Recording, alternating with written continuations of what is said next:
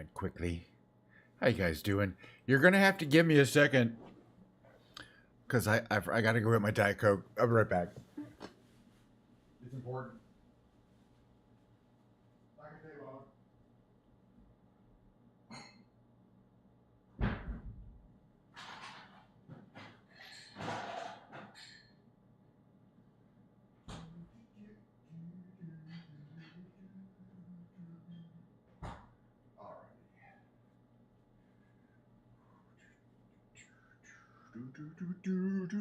Where the heck am I? I know. Happy Saturday. Where the heck am I?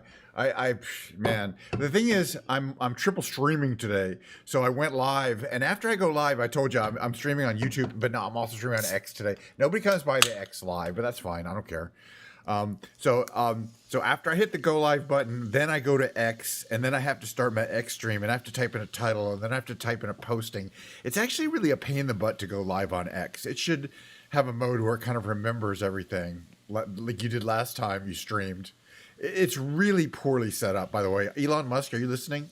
Why don't you fix the live broadcasting feature, which, by the way, you only get if you pay like a few bucks a month extra for. So it's not like a free feature that like YouTube offers. It's not a free feature like Twitch offers. You got to pay a little extra for X. So you expect it to be good, and it's really pretty crappy. So I'm probably going to stop streaming live on X after a couple more of these live streams on X, which is going right now. I want to click on this. Do I have an? If I click on that URL, yeah, that's what I want to click on. Okay, in case somebody actually decides to, decides to, oh geez, right you can hear me now. In case somebody actually decides to click to chat on my X stream, as far not live, but it's the same thing kind of on YouTube, where people can come into my feed later. You know, it's just sitting in my feed as a video. It's like a 2-hour video that you can click on. So that's the good thing, is that if somebody wanted to see what my stream is about, kind of on X, and they didn't want to leave the X platform, but they weren't going to watch me live, I've got some live streams that they can click on. So that's that's the only reason I'm doing it. No, but I'll get like 10 views after the fact. Yeah, it's Diet Coke. What did you think it was? But no, I just got to pour that. All right, so today we're going to fly around. We got Microsoft Flight Simulator 2020 loaded. Yesterday, 2024 was a wonky, and it put a little sour taste in my mouth for the 2024. Although, boy, when 2024 is running well, like those snowy Austrian valleys, it really is good, and it's smooth. It's a great experience. And then when it's running bad, you just have to restart it from the quit and restart it. Anyway, we're back in 2020 today. All right, let's talk a little about the stream. Today's stream will consist of, who knew, the exact same thing as every other of my 7,000 streams, a Diet Coke, but most importantly, the beautiful blue Bluetooth controller, which seems to be working pretty well these days. It hasn't caused a crash as far as I'm concerned in the last at least 2 months. I shouldn't say that, because, if I ever say, oh yeah, I bet there'll be no technical difficulties at all on today's stream. Never ever say that. You're tempting the gods. All right, let's move along and kind of see something from somewhere. Second half of the stream, we'll take a short break. It's going to be a 3-minute break or so. I'm going to bring my guitar. Today's Guitar Tech Day.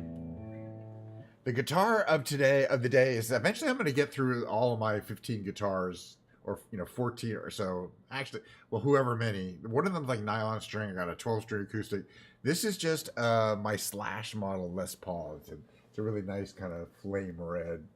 But we're gonna take the strings off, clean it up a little bit, talk a little bit about the guitar, what makes it special, what I like about it, what's cool about it, what's crappy about it, whatever. That's actually not a crappy guitar. Clean it up with some Windex. It's got fingerprints all over it. We're gonna make it shine up like it just came new from the factory, because it's not scratched. It just got a lot of fingerprints and shit from me just kind of like going like that all the time. That's fine. Looking forward to cleaning it up. Brand new set of strings on it. All right. So today, the only thing I know for sure, so let's work on that first, is what plane I want to fly. I want to fly my Do-31, which is the wacky one. We'll do a couple of missions today. You know what? Even better, I want to fly we'll do that second. We're going to fly the P-38. first because I just love it. It's another one of my planes I feel like I haven't flown in a while, and it comes in so many pretty colors. Let's see. We could do California Cutie. Probably won't get banned. No, let's do this one's shinier. These Itsy Bitsy and wishful. We did wishful thinking for. We'll do Itsy Bitsy 2. I just really like this plane. We'll do the Do-31 Secco. I always like to do 2 missions on a Saturday. So I was thinking, well, actually, this was the great thing about another thing I like about 2020 is it remembered where we were looking on the globe last time. It seems like a simple thing to do. So we were down here. I think we were in Australia last time. Let's see, where would, obviously the Pacific Theater is a great place to, by the way, this is really interesting. This is live weather. So I live right around here, this area here, well, San Francisco area here. And these are this line of rainstorms to the west that are flowing west to east. We call this a tropical,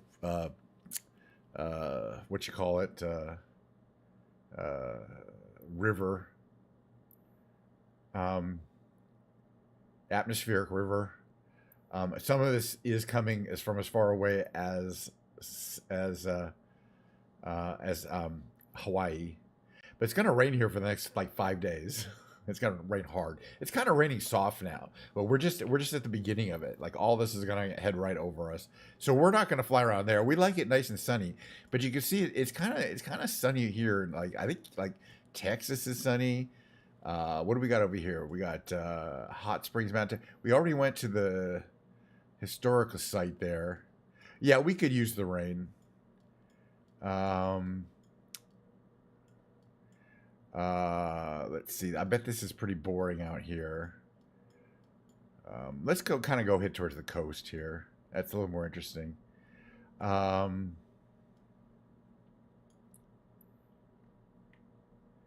Yeah, we'll fly around here. Gulfport. It's Biloxi, Gulfport, if anybody's interested. But I'm gonna cold start this plane. Which is a challenge on this particular aircraft. Yeah, we could really use the rain. The challenge being that it's bulky. We'll figure it out. The starting of the engines, I usually can get them started, but that's just a usually. But that's why I like flying this plane. It's really unique in the game. It's got those big propellers right in front of your face while you're flying. You can usually propellers are kind of behind you. And these are ones where the propellers are in front of the pilot. And yeah, we flew some of those planes yesterday in 22.4, and some of them did not fly right. So that's for sure. Some of them seem to be fine. I wish they would figure out what are the differences in the plane models that make them just kind of weird and unworkable in 2024. Even though the planes kind of work right, and then some of them the engines won't fire up correctly. Or they'll fire up and they won't accelerate. So hopefully they'll get those things worked out pretty soon. So I don't know if I'm going to play 2024 that much until they come up with the next update. How is Mord? I've talked to her.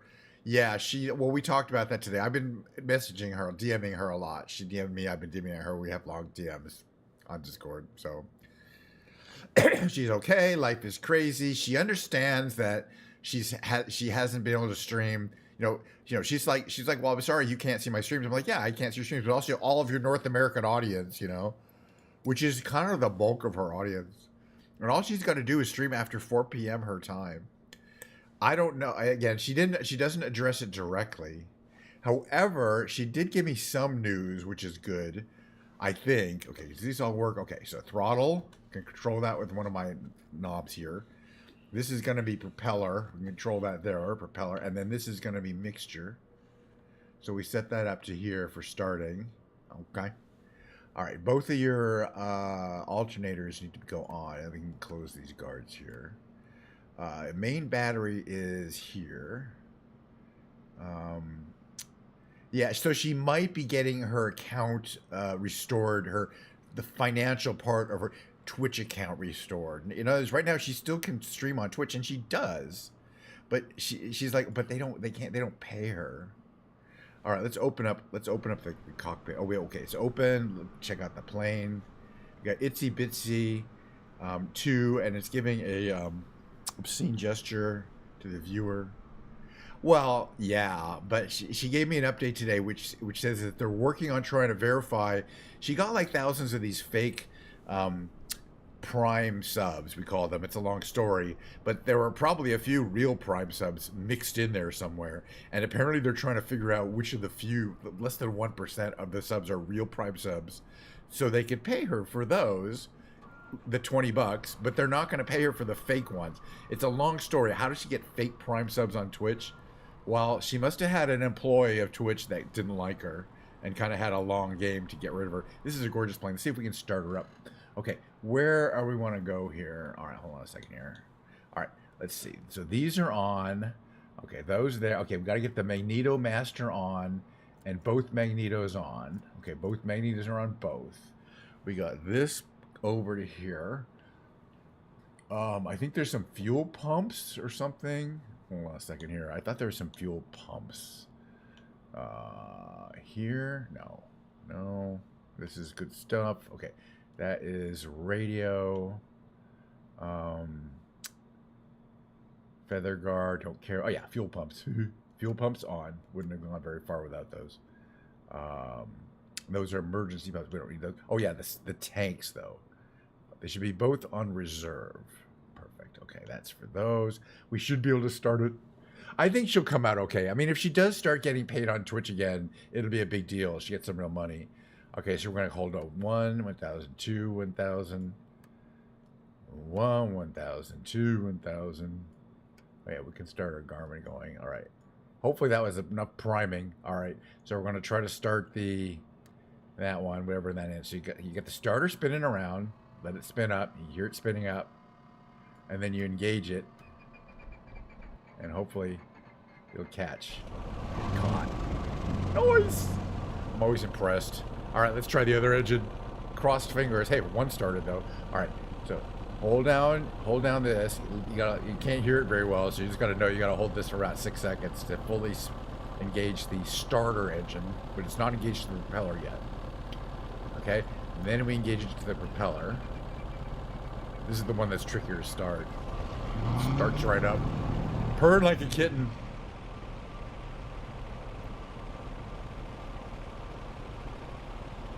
Oh, I love this plane. Itsy bitsy too, and it's like written on. Okay. All right. So next thing we're gonna do is close the canopy. Close the canopy. We do that from here.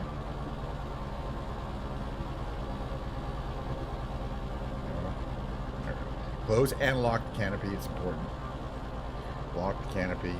Canopy locked. Finally, this is the thing I always forget. There's a roll-up window on each side. 1, 2. I always leave those open. In the real world, you'd remember. All right. I think our radio is on. Let's find out. That's not it. Oops. Dang it. There we go. Gotta remember my... All right. Turn Gulfport. We're Gulfport, Louisiana. We're going to head south towards the water. Ground KNSH 9er with India request taxi for takeoff south departure. Beautiful plane. Catch 9er taxi to and hold short of runway 14 using taxi. All right, which way do you want me to go? Cross runway 36 Alpha. Contact tower on 123.7 when ready. Gotcha. Taxiing hold short runway 14 via taxiway Bravo cross runway 36 Alpha. Catch 9er. Catch 9er. Yeah, exactly, like a roll-up window in a car. Well, this plane was from 1939, when cars would have had roll-up windows, so that would have been normal. But yeah, just the idea of sitting in this thing and seeing those giant turbines, those giant propellers in front of you at all times. Beaten away. Whereas, again, most of the time, in most two-engine planes where the planes are mounted on the wings, they're a lot farther back from where you sit in this place, where you're basically in the front in this one. It's a really cool, a very unique design for the time. It was one of the first planes that was not a tail dragger. It had a tricycle landing gear at the front. The other planes at the time, they would have been tail draggers. Also, we got those tanks at the bottom. I gotta make sure, the other thing is it's tricky. I do run out of fuel. It's got a manual fuel system and 2 engines with 2 sets of tanks. There's these little valves down here, or over there. Can't really see them that well. So you're supposed to start on reserve, but we're going to switch over to main tanks before we take off. You can see here when I do this, when I talk about a lot of fuel tanks in 2020, hello, you can see here on the left, there's the left main, the right main, left aux, right aux, left. There's three sets of tanks plus the external tanks. Is that even all of them? I'm not sure.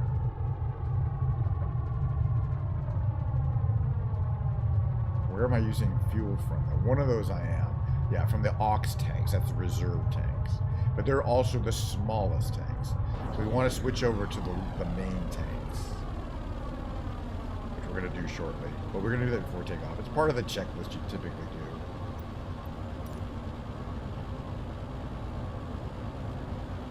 Looks like a beautiful day. We got the real-time weather and time of day. I'm going to double check that. But all right. Parking brake on. Trim is good. Flaps set to there. First position for takeoff. As I mentioned, we're going to take a look at we're going to take a look at everything. Do we need the pitot heater? No. Landing lights on. Switch tail lights off. Those are on. Okay, we've already got that done. That's all good. We don't need any of that. Mixture should be auto rich, which it is.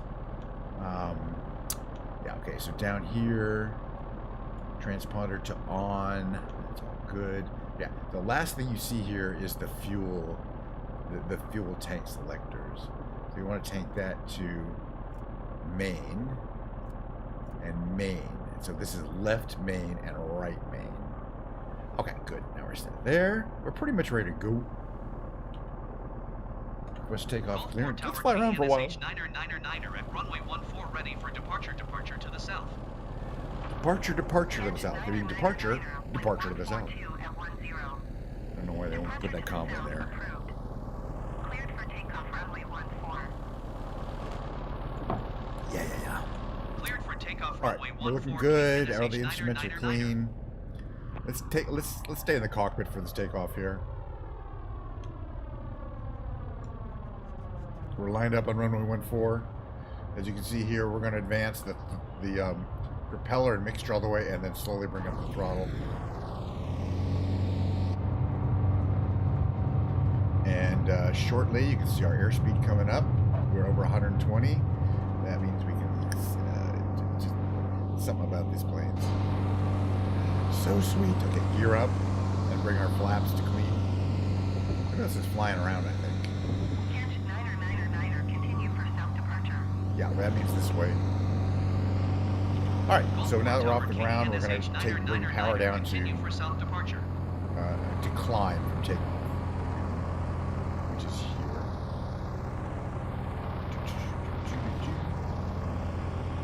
Beautiful day. I think we do have live weather. Let me just triple check that. Yeah, live weather's turned on and real time is turned on.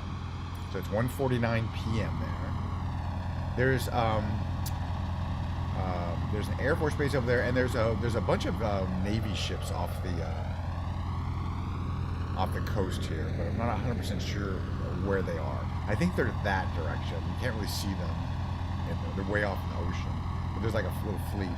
I thought we'd just check out the coastline a little bit here, considering it is a lovely day. Gulfport, Louisiana. There's the airport we took off from. That's what it looks like from here. Alright, check our speed. We're getting up there in speed. So again, bring down the mixture also, so we're operating in an efficient realm.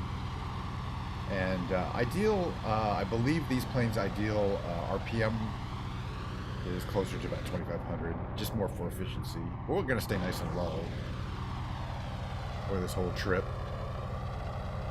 Let's see, there's a whole variety of little airstrips up and down this coast here. Gulfport Tower KNSH. And of course, you can see out there is the well-known Gulf of America. That's it, the Gulf of America right there. Look, I don't want to hear about it. I'm adopting. I have a flexible mind. That's obviously a school. I just like how kind of some things are super laid out in a way that's certain. That's how it's like a high school, not a college. But not like the water tower is well done. It's evocative. You have people living on the lakes. Stay nice and low. I like how all these houses look like they're like three-dimensional. I mean, they are. They're not just pictures.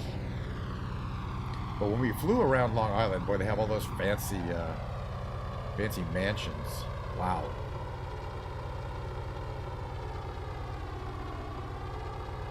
The Gulf of Murica. It should be spelled Gulf of M-U-R-I-C-A-H. In the future. But when I take over the presidency, not only will it be Gulf of America, it's going to be Gulf of America. So I do anticipate your vote. You know, how much young? How many years? I'm like 13 years younger than our president. Okay, I'm a young boy compared to that guy. I do a lot of math to figure that one out. All right, let's head ahead. Yeah. Oh gosh, yes. I don't think my record as a smoking a lot of pot will eventually lead to any issues getting me elected.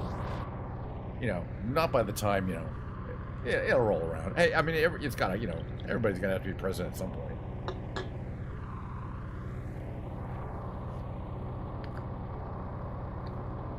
All right, Shaped Ship 56.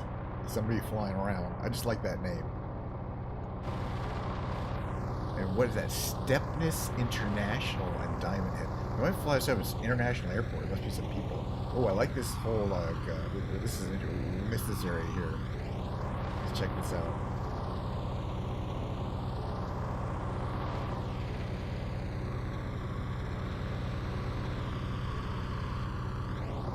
And here.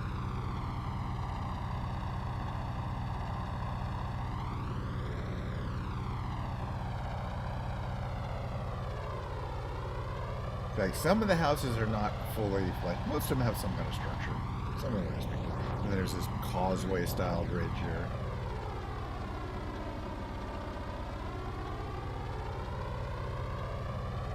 Pretty big bay in there. I don't know which bay it is.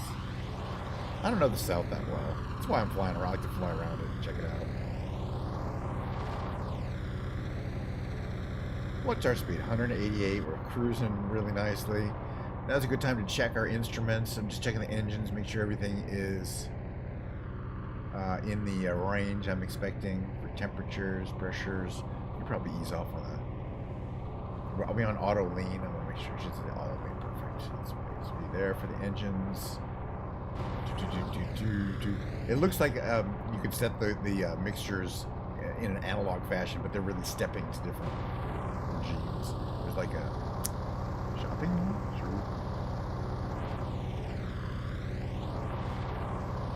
Well, as usual, in 2020, the version 2020, these planes sure fly nicely. I don't really have any problem flying around. Okay, so one thing we could do is notice there's those drop tanks there, which we don't need.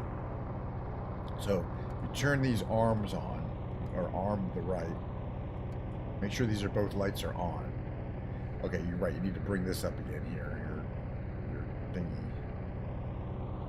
You gotta bring the yoke up again. Where is it? Where's our flight yoke come out of?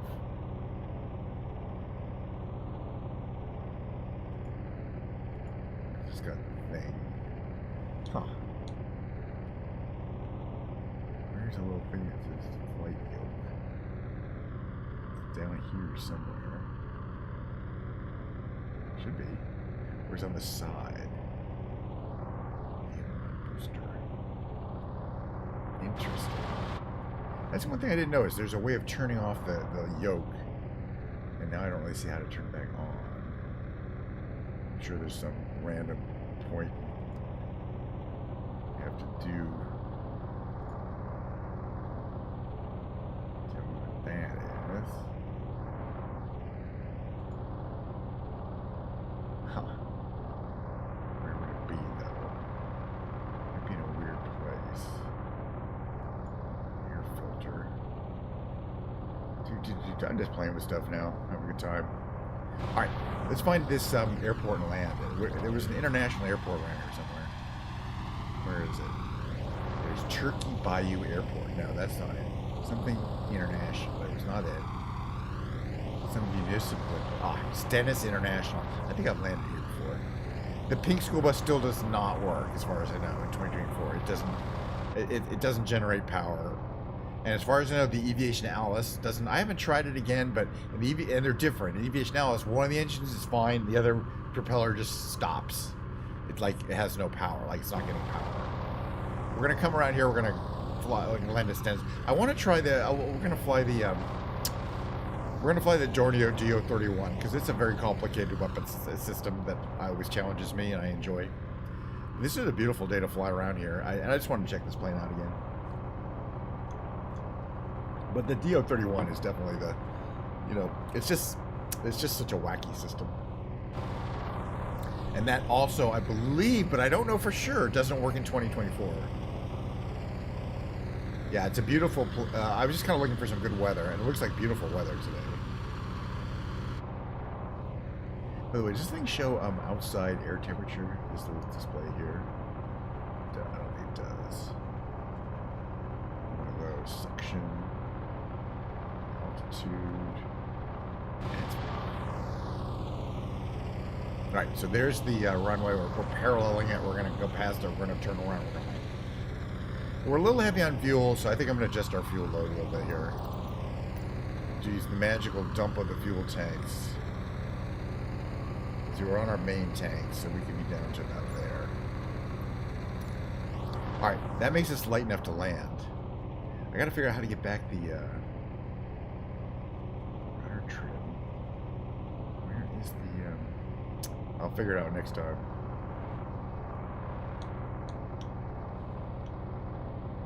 Alright, but we don't need it. Okay, where's this thing? Alright, so I have to adjust trim. You see, we're starting to get very nose light because we're lighter. So adjusting trim, make it negative so we're not so nose light. There we go. Okay, a little less speed there. Alright, we're going to come around for our lineup here.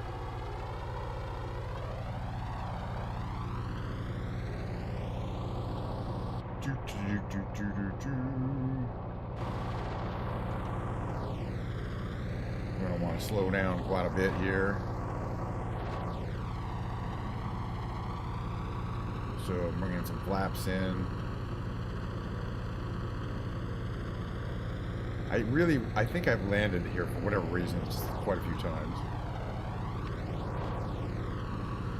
That shows the gear coming down right here. And it has that weird little stutter. I love that. Alright, so less power, a little less that. And okay, speed 140. A little fast. It'll be fine. I don't think we've got speed brakes on this, do we?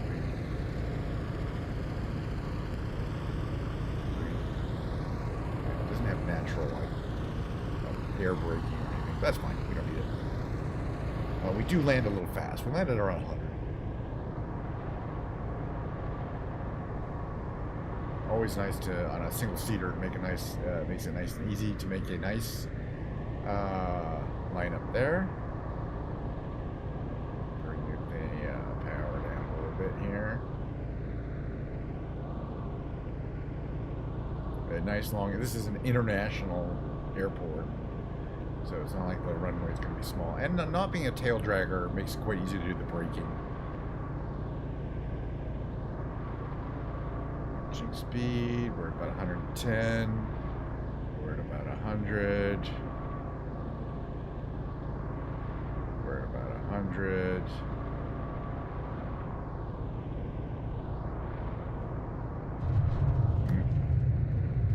A little rudder, right rudder there. You have to stay on the runway. Braking. We're on the runway. Very, very, you can barely tell we landed.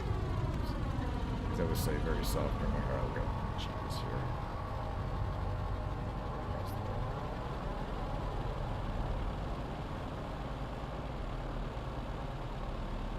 But yeah, it's not a very fancy airport, but I'm sure I've seen it before. Just because it happens to be in a really convenient place. It's got a nice long runway. Check out the tower over here.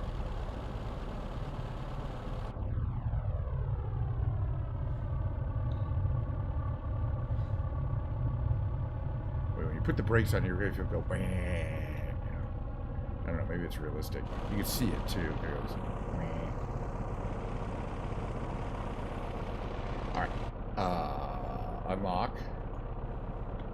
Unlock. Open. Roll down my windows. Roll down my other windows. Okay, cool. Alright. Turn off this engine. Actually, before I turn off the engine, I do want to take a shot. I like the screenshots with the engine on. With the propeller spinning, you get that more dramatic look. So then we'll turn the engine off.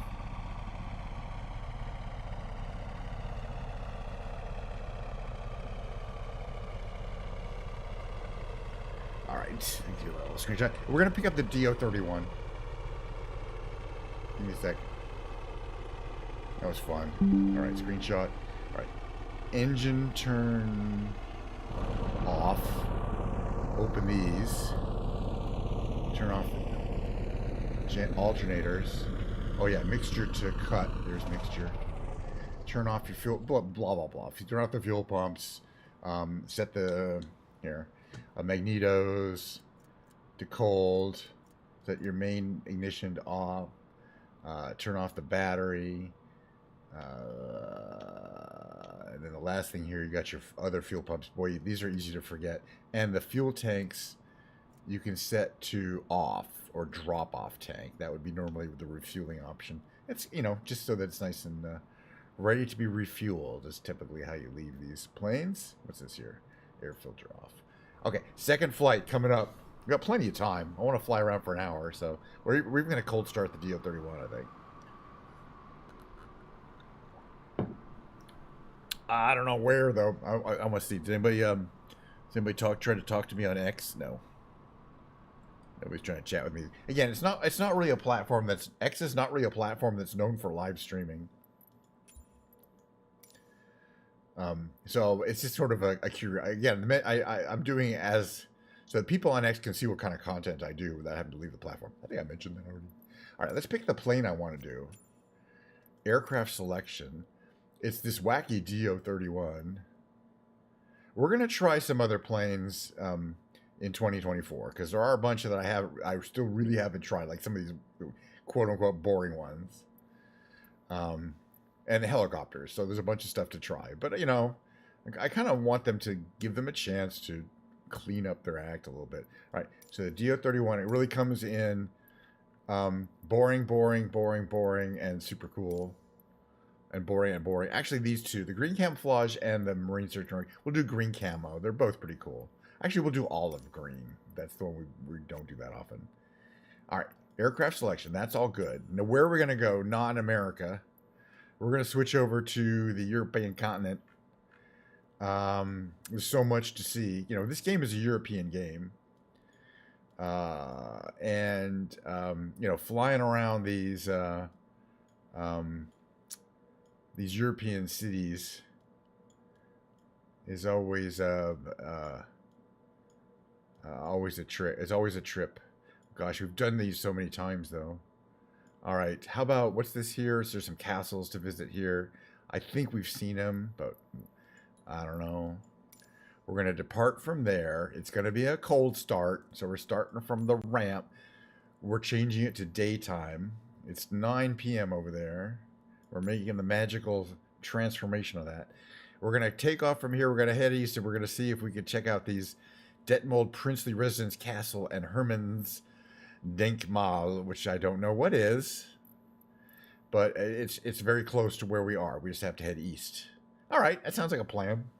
But the first challenge is to cold start the 10 engined Dornier Do 10 jet engines. That count them. Dornier Do-31 experimental vertical, and you know, it's just a crazy airplane, all right. And we have to reconfigure my throttle quadrant so that it will, which is right here. I don't know why I'm pointing that direction, right here. So that the three, we'll show that how it works. So we're in advanced mode, and then my 3 knobs control the 3 useful axes of control for this particular plane. So I've got it set up. I've got my my control set up for the Do-31. This is to me, the Do-31 is the height of Microsoft Flight Simulator technology, being able to simulate something that's such an unusual unusual flying platform. All right. So to perform a vertical takeoff landing, you'll need to assign throttle axis. This is basically saying you need to be in advanced mode. To be in advanced mode, there's only one way to do it, and that's to come over here, zoom way in, and say on. Okay, it was on. Good. It remembered it. Yes, so it's on. Perfect. Now I have to go here, go to controls. On my throttle, Cytec Pro throttle quadrant, we switch it from my throttle to Dornier Do-31. We go apply and save and back. Now, what does that do? That allows me to, if you look at my center stick here, it allows me to do 3 separate kinds of controls. These are the throttles that control the 2 engines slung underneath the wings. Those are your main engines for cruise and thrust. This, or the second one here, this one control controls thrust to all 8 of the side engines in the nacelles. Well, I'll show you those in a second. Put those here for now. And this controls the thrust vector. So from here to there, and you'll be able to see, oh boy, we are stuck in the building here. We might have to do some slewing there. You can see, yeah, we're stuck in the chain link fence. That's cool. You can see these, you can't really see it from there. You see, okay, when I move this, those nozzles move, so that's thrust, forward thrust, and this is downward thrust, and you get anything in between. You get a 90-degree rotation. That's just from this analog control here. So for starting, you do there. Oh, cool. It says Kench 909 on the back. Yeah, I'm in a fence. I don't know. Well, it's because this plane is too big for this. This is one of those glider airports, and you can tell because those are glider carriers. So this airport, I think, is intended for glider operations. We've been through a bunch of these.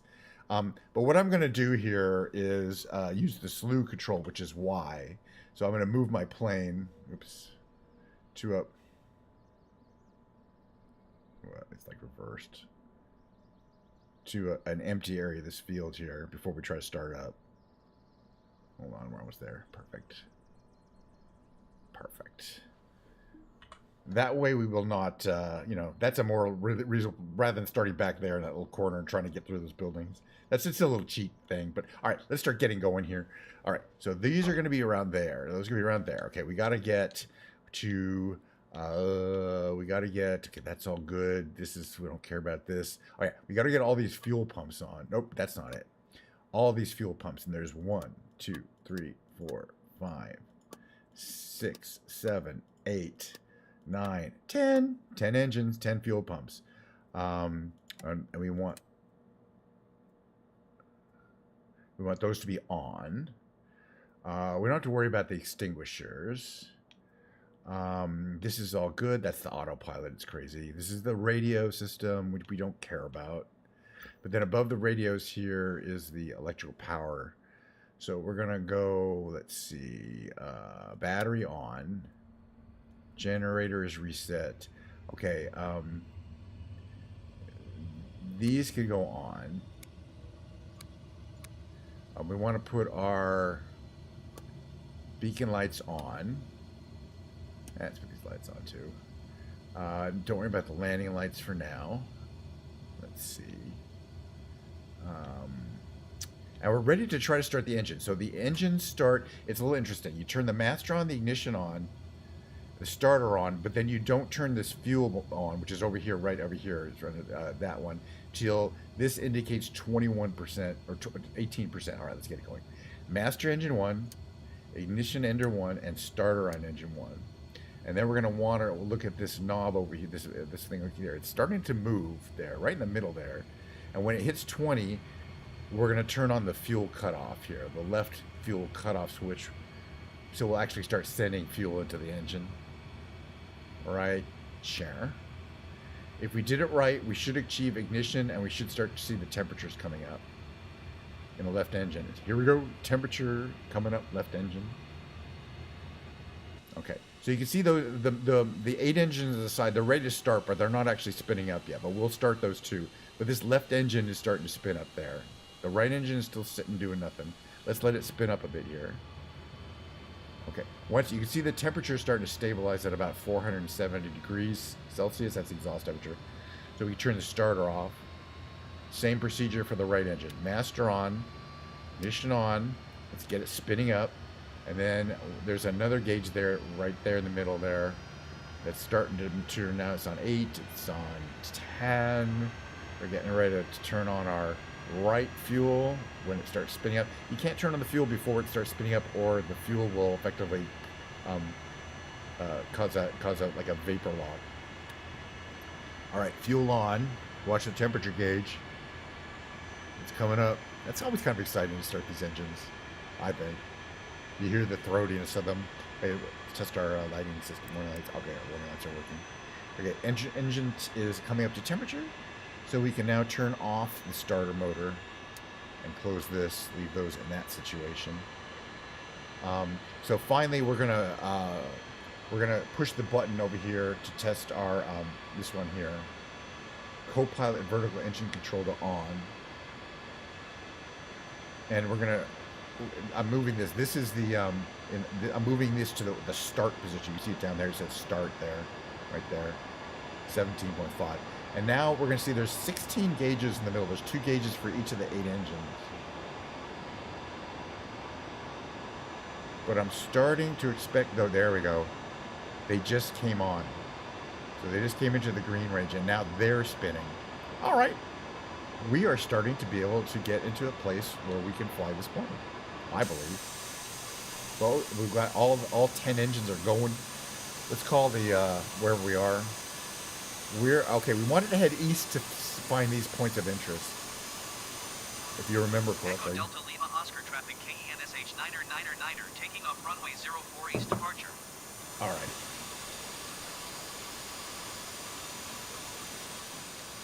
All right. So can we turn? We can. Let's see that front wheel's turning.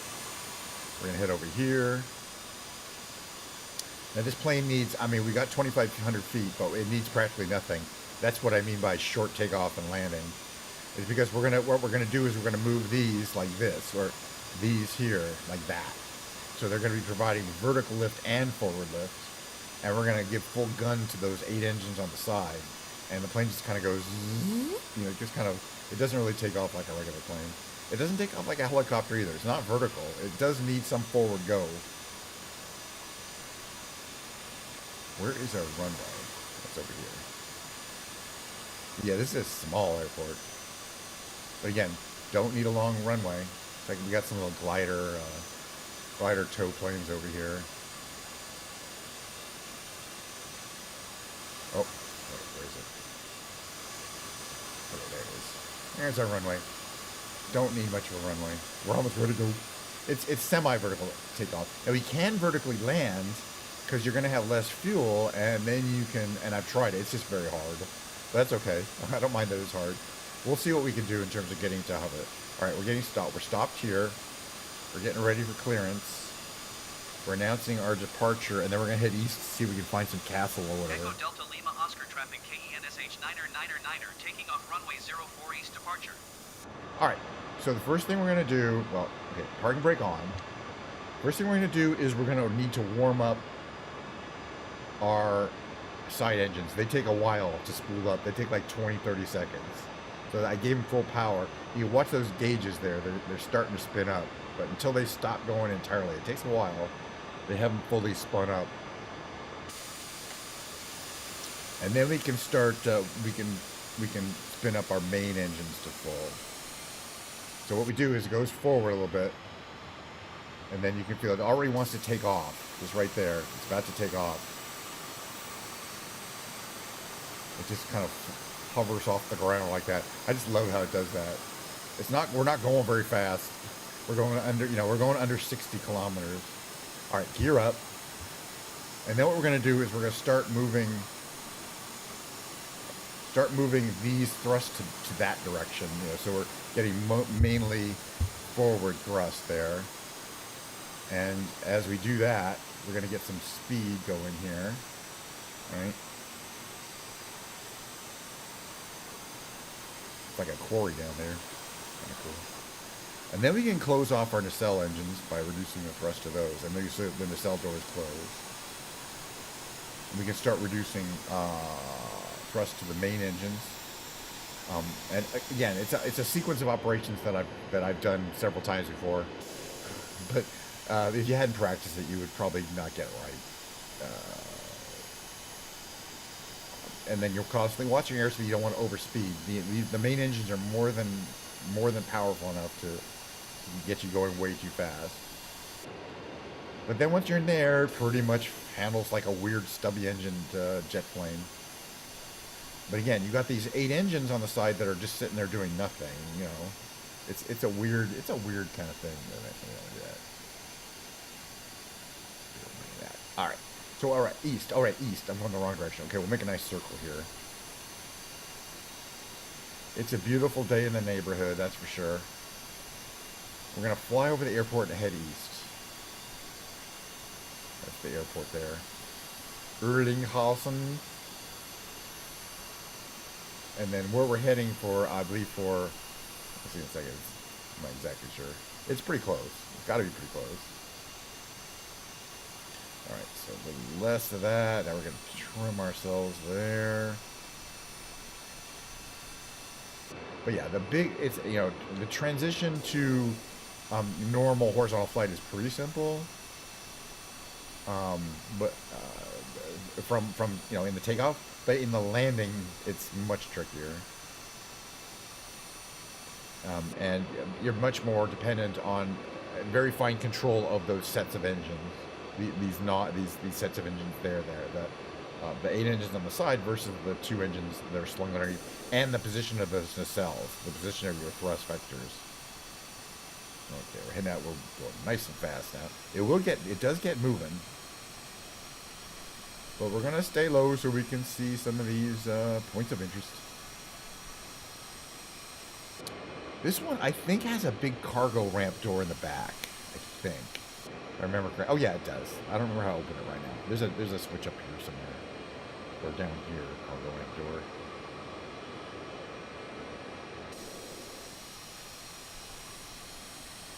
So there's something here.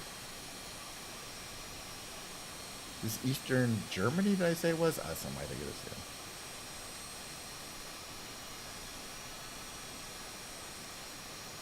There's an airport there, but that's not what I'm looking at. I'm looking at something here. Oh, there's something there. Oh, yeah, I remember there was some kind of, some kind of tower or something. We'll check that out.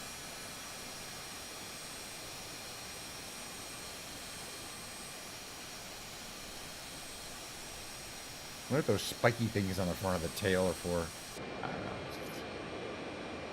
That might be some kind of probe. I don't know what this is. Something we're gonna figure it out. It's obviously a viewing point of view, but we're gonna see if we can figure out if there is a snack bar, and if so, what are the prices. All right, everyone, jump out of the plane using your magic parachutes. Thank you. Wow, you know, that's kind of cool. It's a statue of victory. I guess. I don't know. It's a really ornate statue. Wow. You can get really up close to these things. And on top of a obviously quite old base. Interesting. That you can go up. But I'm going to say no snack bar. A lot of benches. This is very nicely rendered. It's very laconic. And a beautiful view. I mean, assuming you can get high enough to look out over the trees. But you get your nice 360-degree view. Yeah, better. Well, maybe it just has vending machines. All right, everyone use your magical parachutes. There it is. You get your back. Your ass is back into the thing there. That's what it looks like on the inside. All right, back in the plane. Shoot, wrong. I'm keep hitting the wrong buttons here. Is that the right one? Finally hit the right one. All right, I think we're moving. All right, now there's something else I want to look at down here. There. It's in the city. It was something like the Prince's home. Oh, that's where we just were, like on that little hill there. But no, even if there's no snack bar, I'm sure there's a lovely European-style restaurant right around here. It says what? What does it say? It says Detmold Princely Residence Castle. Oh, we're going to get up close and personal and check it out. It's a point of view.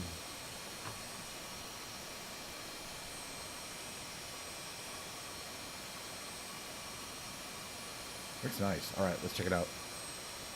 All right, everybody jump out of the plane using your magical... Oops. There we go.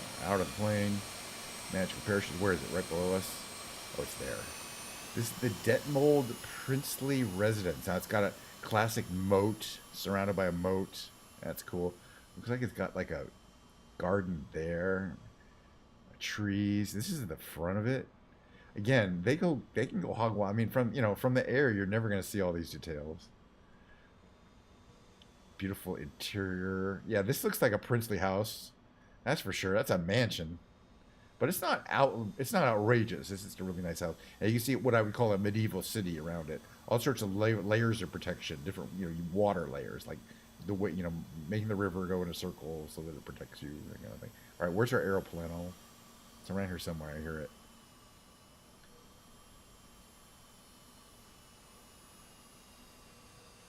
There it is.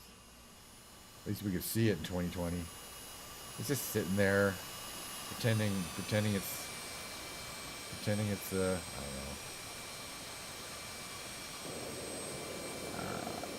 know. Moving right along. All right.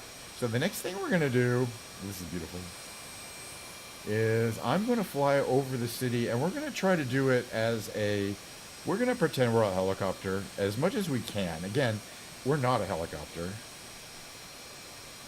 We're not really a plane either. And I have been able to tuck this thing into some pretty tight spaces. But I think this is some good terrain to kind of hover over. Because it's got things of interest, but it's not, it's not like an urban center. All right, so how we're going to do this is, first thing we're going to do is I'm going to put my little flaps down full. And I'm going to start, I'm going to bring on my engines here, the Copilot vertical engine control on. And I'm going to bring those thrust nozzles to like there. And I'm going to start bringing the thrust of those engines up. Full thrust to the side engines, because you need those or you won't be able to maintain any kind of attitude. And then we're going to start heading down. Again, I'm going to make these nozzles go 90 degrees down, so we don't have any forward thrust now. All of our thrust is downwards, and you can hear those side engines really working. So now I can control my altitude, vertical speed, using the wing engines. So less power to the wing engines, and I can start coming down, which I want to do. Actually, less power to the side engines too. There we go. There we go. We'll see if we can kind of hover around that princely castle.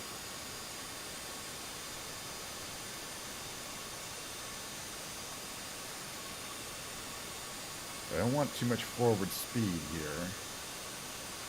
I want to slow down a lot. The other thing you can start doing is you can use your rudder system to make like real abrupt changes, because you're not going very fast. Okay, we want to get the nose up as high as we can. At this point, there we go. There we go. That'll slow us down. Oh, we watch our vertical speed very carefully.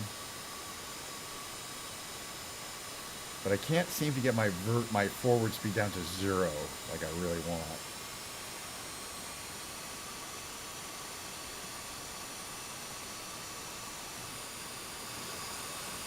But you can see we're not going very fast.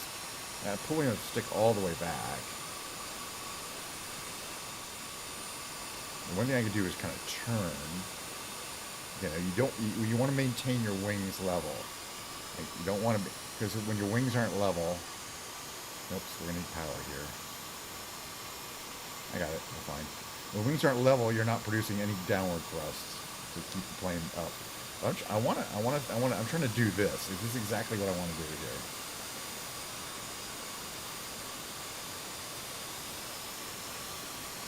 Stay real low. In the real world, you'd be blowing cars off the road at this level with that amount of thrust too, by the way. Got some colorful houses over here. Again, full left rudder to make this turn.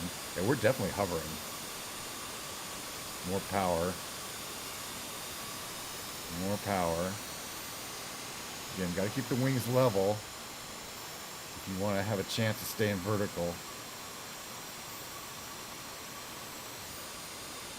Yeah, we'd be blowing the roofs off of these houses in the real world. It's a lot of vertical, with a lot of downward thrust here. I got plenty of gas. It's kind of fun. Yeah, I got my right hand on these two throttles.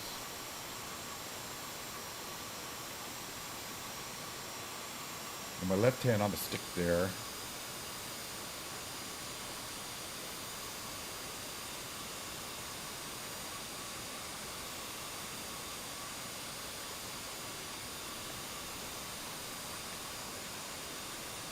Put my gear down in case we decide to land, right?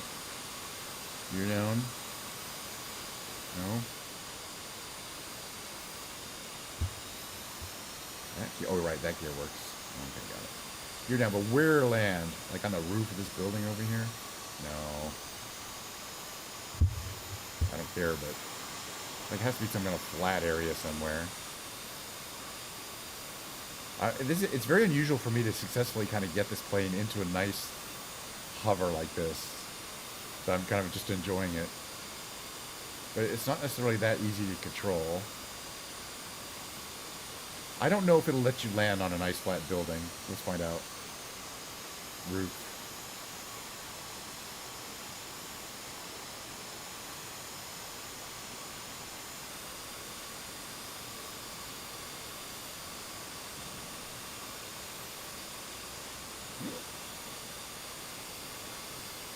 Can I get braking? Alright. I don't think, I'm sure I'm scared of the Gillinger. Plus, I don't think this roof is rated to hold up a plane this heavy. So, engine's off. And the other thing you can't do is take off with it, please. We're kind of hovering a little bit. Well, let's assume that that's, that's not a bug. That's a feature. All right, that was fun. But can you believe it or not, we're an hour into the stream. I'm still only a third of the way into my Diet Coke. All right, final screenshot of the day. Here we go. Get it out of here. Get this level. There we go. Engines are running. There's me. My little suit and tie there.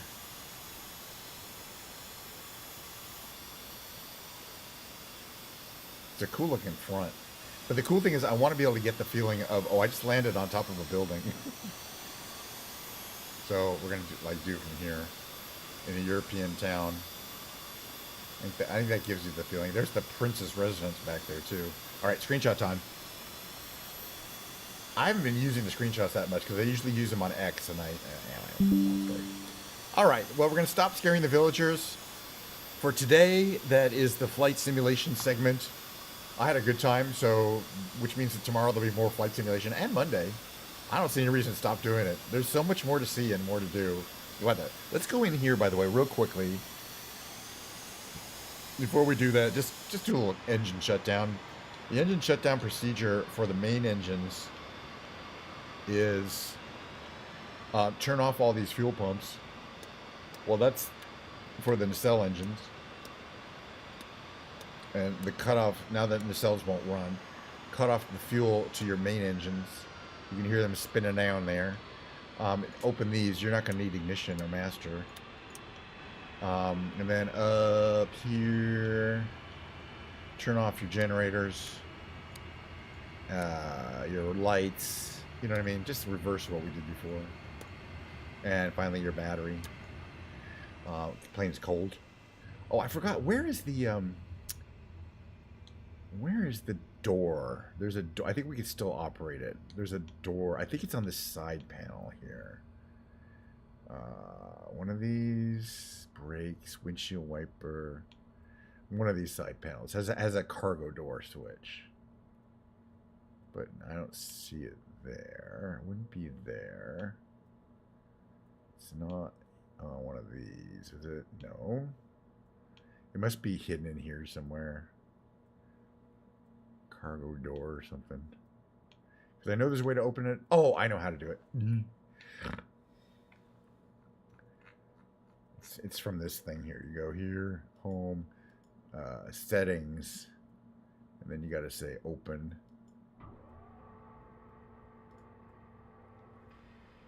And then your cargo door will open, which is pretty cool. I don't know. Fun.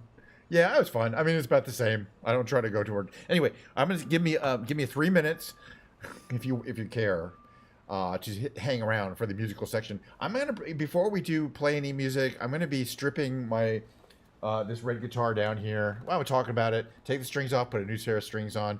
Gonna Windex it down. It's gonna take about 10 or 15 minutes just to sit over there and kind of give the guitar some love and attention. String it up. Take a while to tune it up, then I'll play for a while, and that's going to be the second half of the stream. So we'll see you for that. Let me get my little mid-roll. Let me get rid of this here. And get my mid-roll on, and then we'll continue with the guitar stuff. Mid-roll.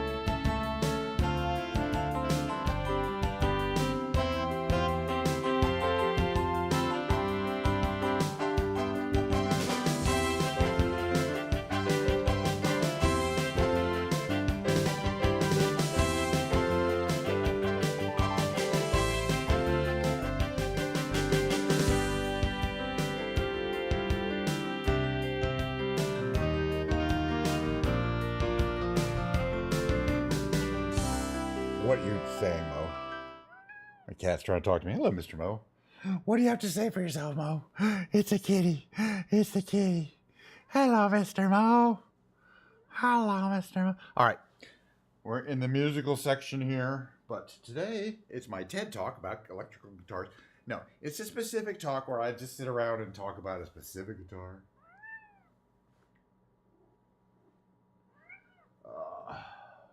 Okay. Mo, what do you have to say for yourself? Mo really wants to participate in today's stream. All right, let's take a look at today's guitar, talk about it a little bit.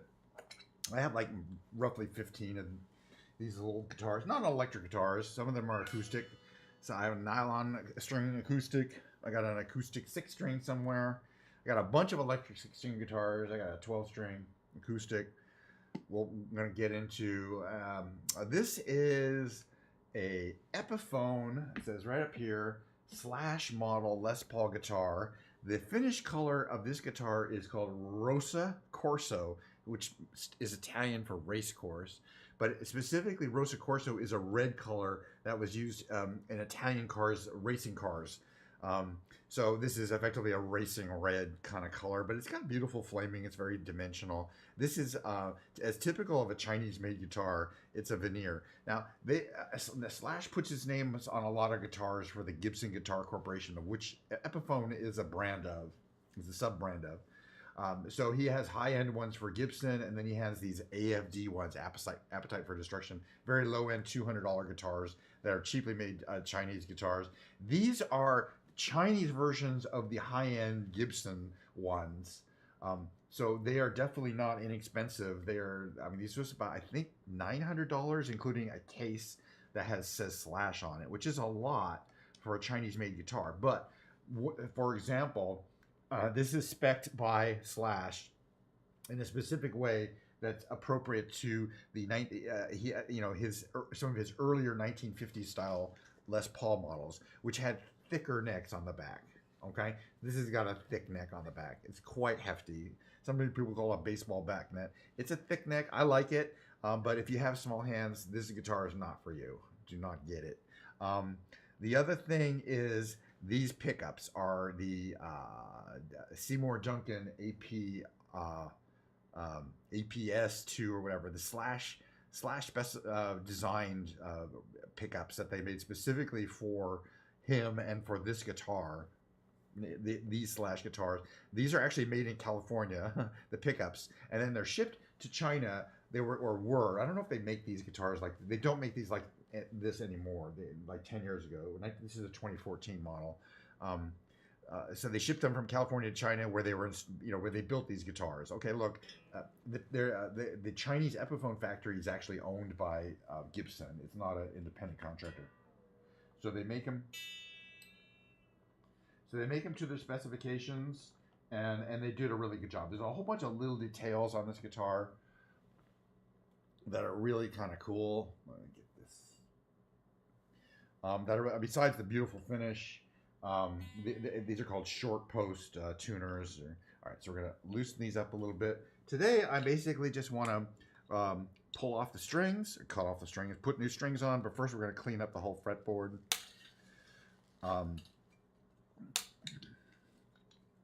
Clean up the body. It's always like dirt. There's a lot of fingerprints on the body. It's always easiest to take care of that. And the strings are off. This tailpiece comes right off like that.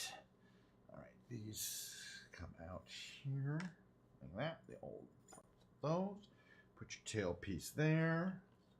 Okay, these all just get removed. Beauty.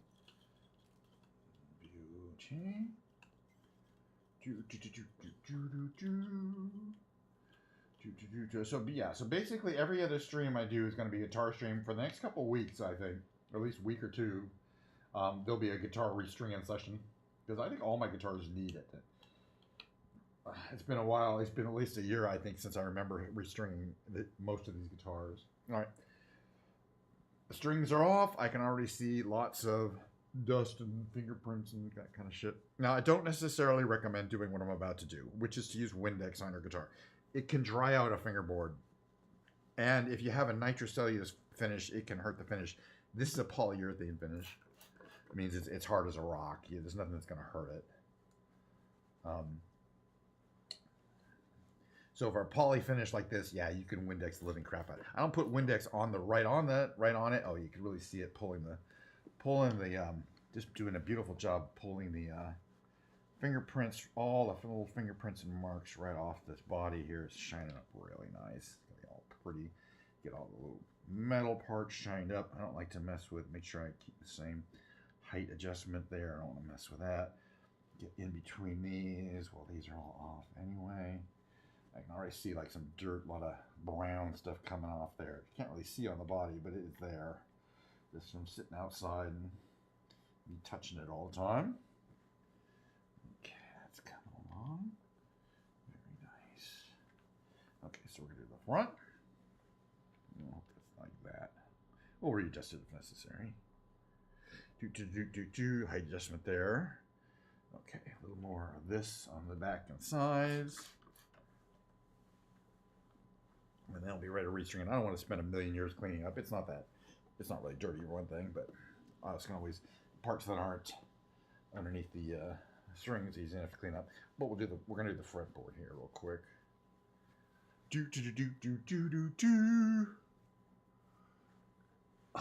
This guitar produces a lot of tone, and I attribute a lot of that to the fact that it's a very solid, heavy guitar with a very thick neck. It doesn't resonate. It doesn't move around a lot. It just sits there. And okay, as you can always see, this is not moisturizing the fretboard, but it's cleaning it up. It's drying it out, but that's fine. And we'll have some nice shiny frets here. Oh, you can see kind of how shiny that's getting. And if I look here, you may not be able to tell, but it turns yellow. This blue cloth turns yellow from all the little finger oils it's absorbing. And then this up here we want to do this area here, this area here, that area there, and then the back of the headstock, and then the back of the. I'm gonna change this around. Back of the neck's a little sticky from finger. Now we're gonna clean that up too. Real nice. Again, yeah, this guitar has a very thick finish all over, including the back of the neck, the whole neck. So it's just fine. I kind of prefer the thinner nitrocellulose style finishes, and most people do, but I don't find it to be a problem. Okay, so restringing happens next. So we've got our loom here. We've got our set of brand new set of strings, Dornier strings. I usually use 10s. On most guitars, but not all. Some guitars I put 9s on, and my Stratocaster I am now experimenting with using David Gilmour strings, which are 10.5s. So that usually my Stratocaster has a really light strings on it, but currently it's got pretty heavy strings on it. And it's interesting, my Telecaster is 9s, so my Stratocaster and the Telecaster are a real different feeling these days. Okay, gold, red.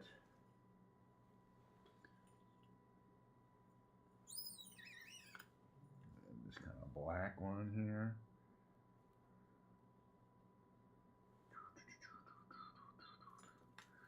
Black one.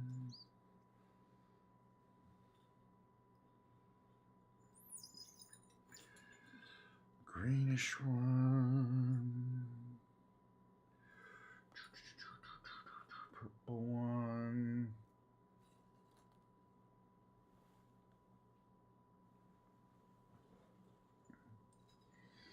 Purple one. I'm looking at this tailpiece in the light. I'm like, oh, it's got a fingerprint. I should have cleaned it up a little better. I'll do that right now.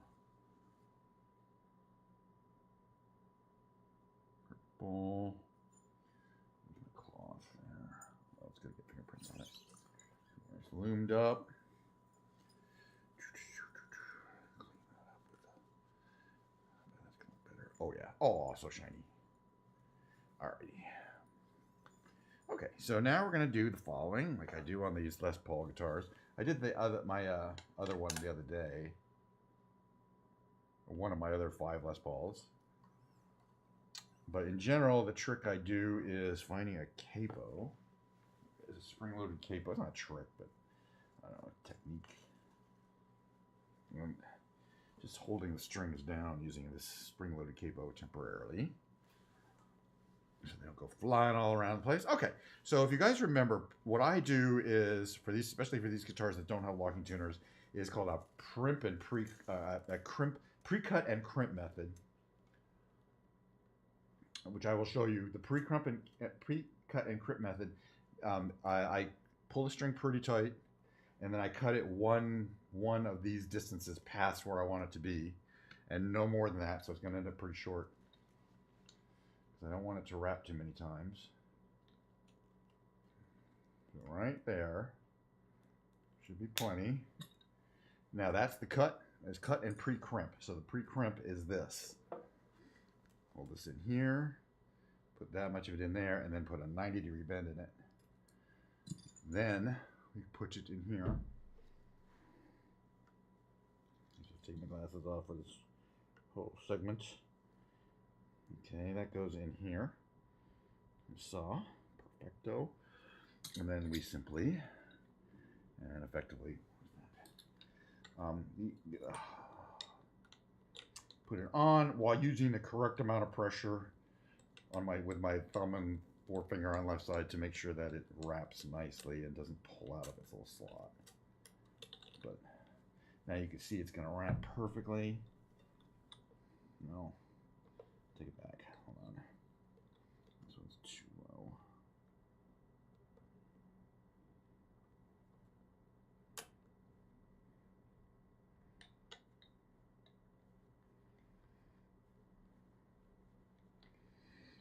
There we go. That'll be perfect. Okay, boom. All right, number 2.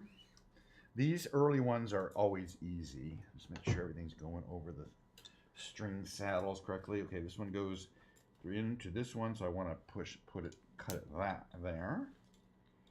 Right here, we're gonna cut it right here. And you only get one chance to cut it. If you mess up the cut, you're screwed. Well, I have other strings. Okay, cut, pre-crimp. You got to do the exact right amount for the pre-crimp so that it doesn't stick out, but you need enough that it will grip. I've learned that over time. Okay, these go here. This is going to go in like that. Perfecto.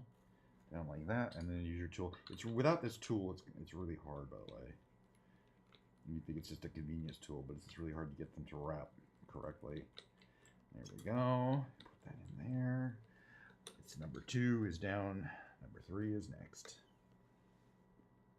Okay, so for this one, we're putting in here. We're measuring to the top of the little headstock here. I mean, it doesn't have to be perfect, but from there to there is where I want to cut. So cut using this tool in here.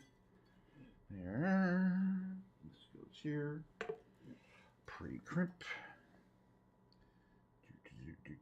Crimp 90 degrees. Place in the hole. Like that. There we go. Take your tool and notice kind of how I'm placing my finger there. Put pressure on it. Not too much pressure. Too much pressure and it will pull that little string right out. Not enough pressure and it will kind of not seat properly and just kind of fly all over. Put that in there. Very good. That seems to be number 3. Okay, and this is all settled in, right? Nice. Okay, there we go. So let's do number 4. Okay. Where is number 4? Number 4 is here. Right. Okay, number 4. All right, same thing. We're going to measure to the end of the headstock here. We're going to cut it right here.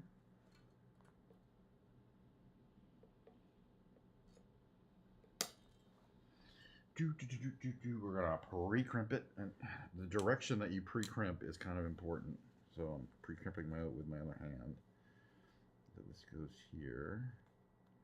Hold in tight and crimp that direction.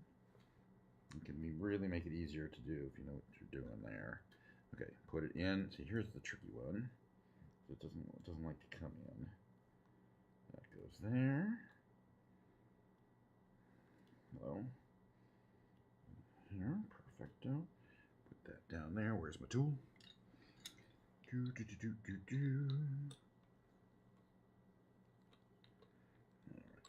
Right amount of pressure. Don't waste time. Not too much pressure.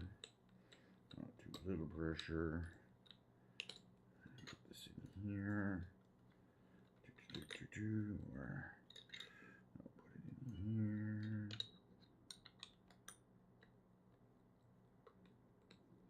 There we go. All right, how are these coming along here? Very good. All right.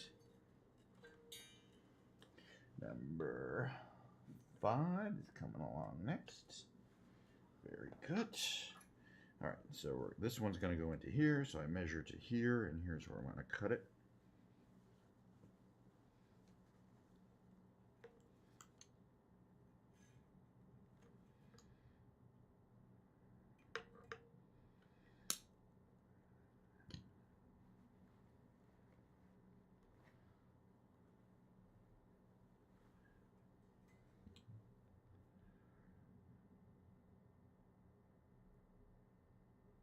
Okay, we cut it. Now we're going to pre-crimp it.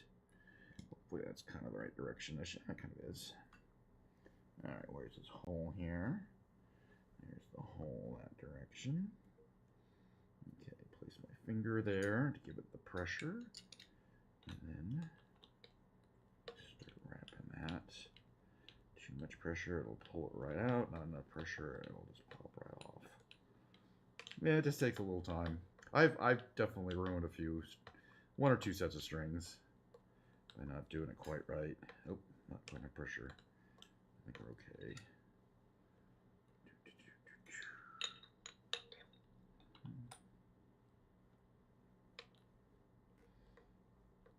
There we go. So I should be holding. Is it on the saddle? It is. And behind me, oh, I'm excited. New strings are always exciting for me. Even though it takes a while to tune them up, stretch them out. Okay, this one's going in here. So I'm measuring it, pulling it tight, making sure it's on the saddle. Okay, so we're gonna cut it right here where my fingers are. And then trim that bad boy. Cut it where my fingers are. And then pre-crimp it. Pre-crimp it again. I want a left-handed pre-crimp it so that it's the correct direction. And again, why do I do it this way? Because I don't like little sharp things sticking out from the end. And I just like it to look good, but mainly I'm just kind of anal about how I like how my strings to look. Most people don't do it this way, and I don't blame them. But if you buy a guitar from the store, it's probably been it's at the factory. They probably did this method. Okay, that goes there. Where's the tool? This one's gonna be a little tricky because I've got this arranged, but I think it'll start pulling around and not pull out. Let's find out.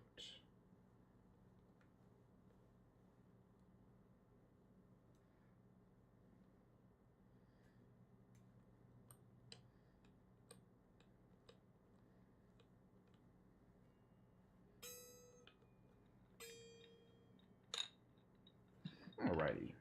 Now let's take a look at our handiwork a little bit. Oop, not in the saddle. Ooh, I almost cut the string. Loosen that up. It's fine. It's fine. Alright, so we're going to do a preliminary tune. We're going to start kind of, see if we can get these all kind of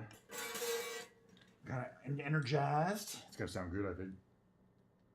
I do buy strings on Amazon, by the way. Sorry if I don't your question, but yeah, I buy them like it's much cheaper. I mean, you go to a store, you're gonna get ripped off. These are just cheap D'Addario basic strings, but I get a 5-pack of them for $30. You know what I mean? It's like I'm gonna use the 5-pack. I've already used like 3 of them.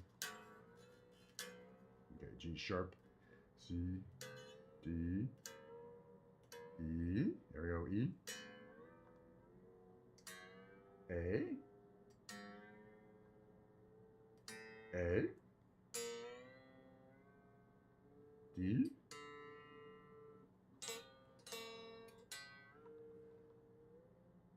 G, B,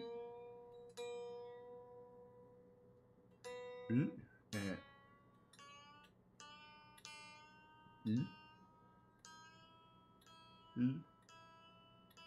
E. All right. E. I gotta check my height because I may have adjusted the tailpiece a little bit. But actually, well, the bridge is the height, so well, it should be fine. I'm gonna double check it though. D. We're gonna stretch these out. I'm still just tuning them in initially.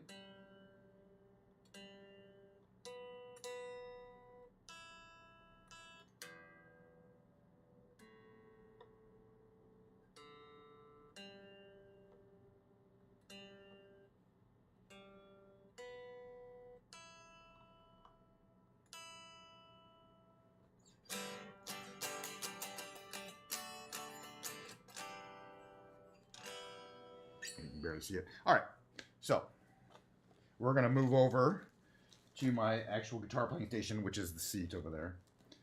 And I'm gonna tune it up further. We'll plug it into the amplifier. You'll be able to hear it actually amplified now. I think we got it good there. I don't think I need to do much adjustment to the action at this point. I'll put this over here. Oh, shit, I'm behind on my Diet Coke. Diet Coke. Diet Coke attack. It's still good stuff. I'm going to just take 1 second to throw away these little pieces of wire, the old wire. The old guitar strings. And then we're going to play some music on it, see how it sounds. So stay tuned for that. Actually, I always like to say these times, get ready to smash that mute button. You know what I mean? All right. You know what I'm saying. All right, I'll be right back.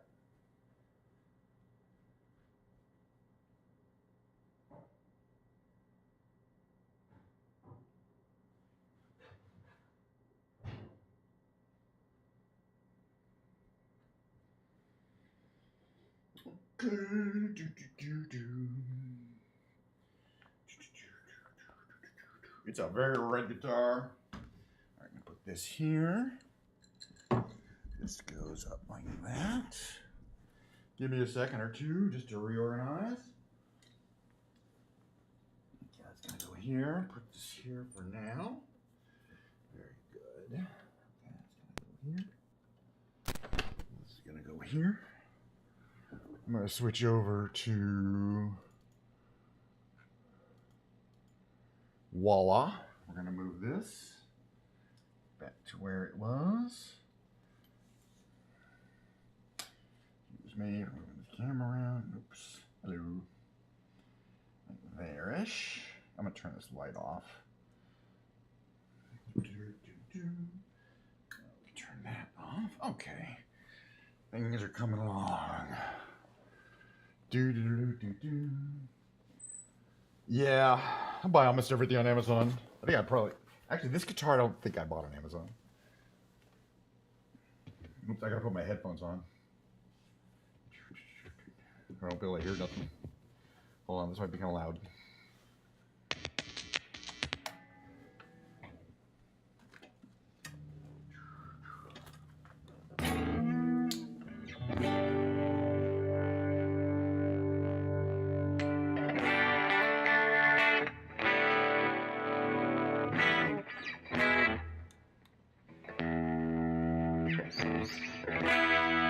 Not tuned up.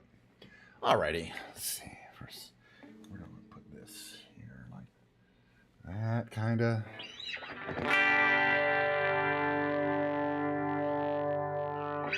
Alrighty, so we're in the music category. Got my mic over here.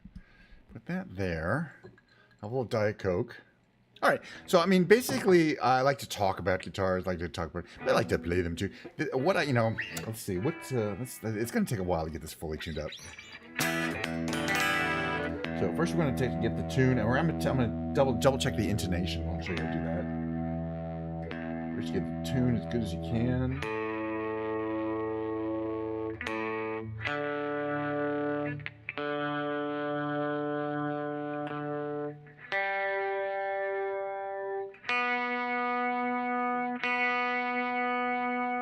Sings perfecto.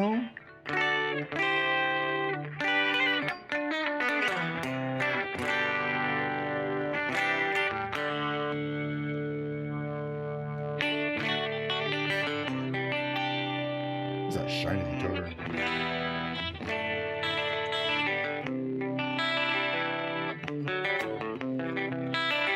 Okay, so get the main tune, and then what I'm gonna do is check the tune on the octave. Perfect. Very nice. Nice. I like it.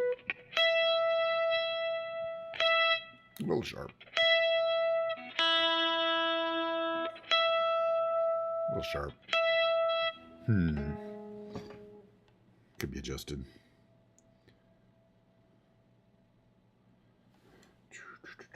Let's check the height. Checking my height. To check my height, I use this metal tool from AZ Music. Looks like this. I place it on the frets.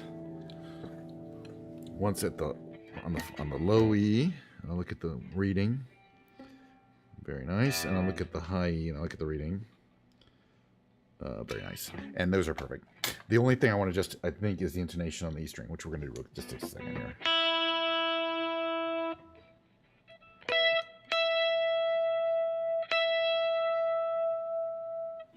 It's just a tad high. All we need is a little scooper. First, we're going to detune this a little bit.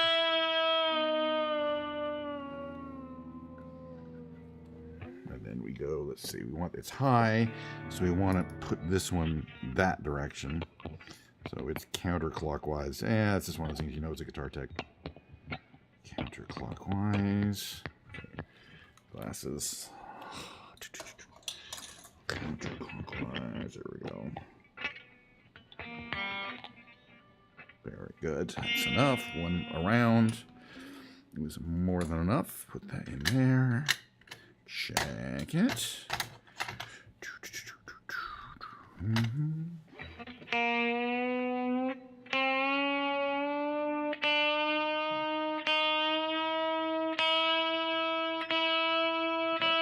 tune it up.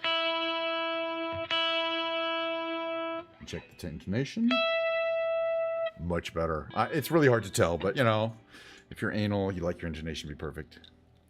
So the intonation is adjusted by adjusting these little tiny, the position of the saddles here. That's what's called an adjustable tailpiece. So I just adjusted this one here to be a little further down to make the string ever so slightly longer, effectively. So now when it's tuned there and when it's half tuned, they're perfectly in tune. So that's important when you're up here, so it stays in tune.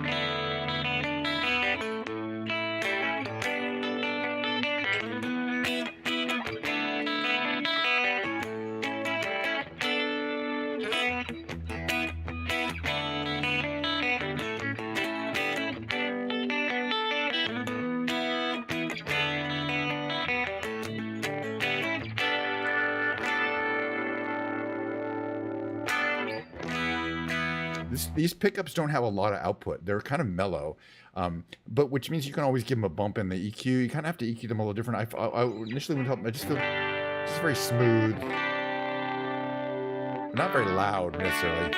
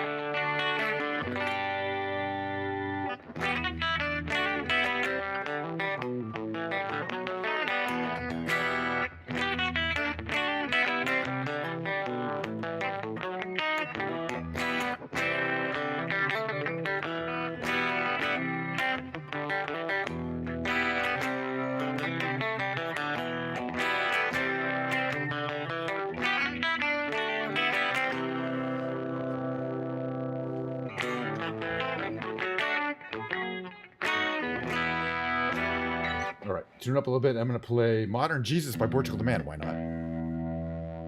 Tune one more time.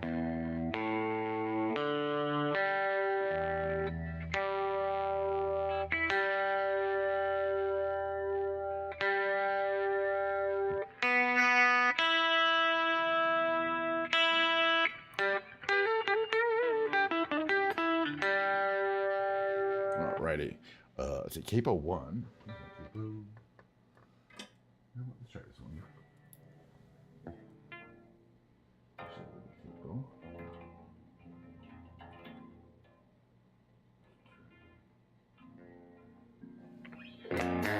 Okay. Modern Jesus. I hope I remember the lyrics. Doesn't matter. I mean, I only played the song about 80 million times.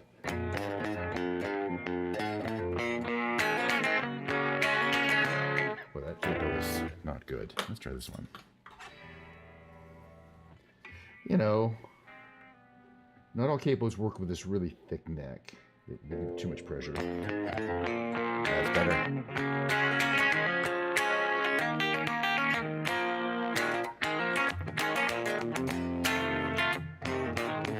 Come on in, take a seat next to me. You know we got what you need. We may be liars preaching to choirs, but we can sell your dreams. You don't need sympathy, they got a pill for everything. Just take that dark cloud, bring it out to wash it down, but don't pray for us. We don't need no minor Jesus to roll with us. The only rule we need is never giving up. The only faith we have is faith in us.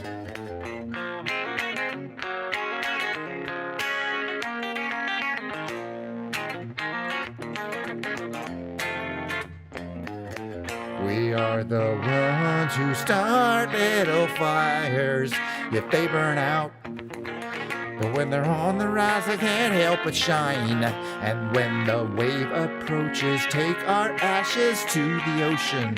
Who cares if hell awaits? We're having drinks at heaven's gate, but don't pray for us. We don't need no minor Jesus to roll with us. The only rule we need is never giving up. The only faith we have is faith in us. We know that we're helpless, at least that's what we assume. But we don't need to prove nothing to you. Let's all stay cool. You don't want to feel blue, but we won't sell you nothing you can't use. So don't pray for us. We don't need no minor Jesus to roll with us. The only rule we need is never giving up. The only faith we have is faith in us.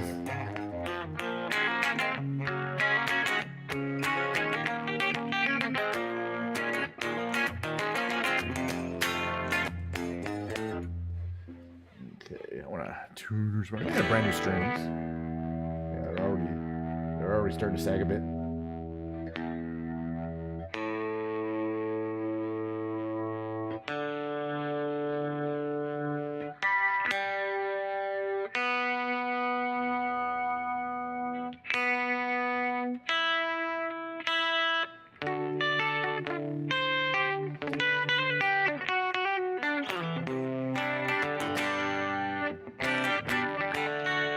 All right, I'm going to sing Behind Blue Eyes. I haven't done it in a while. I'm bringing up the lyrics here. Oh, one second here. I think my chair's sagging. Hold on a second here. Yeah, there we go. A little further up there. Do-do-do. Huh? I think that's...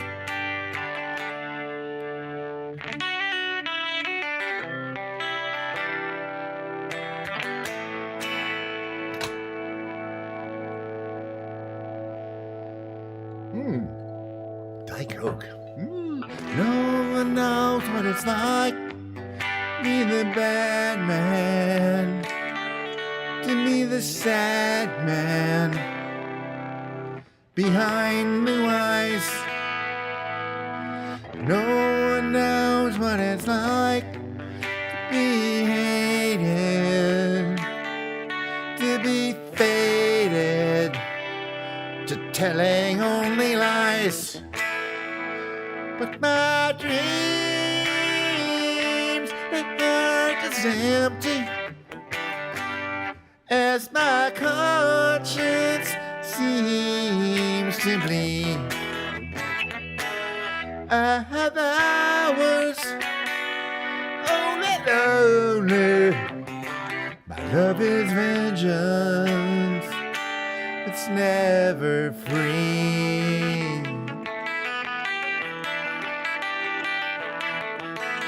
No one knows what it's like, feel these feelings like I do, and I blame you. No one bites back as hard on their anger. None of my pain and woe can't show through. But my dreams, their heart is empty, as my conscience seems to be. I have hours only lonely. My love is vengeance that's never free.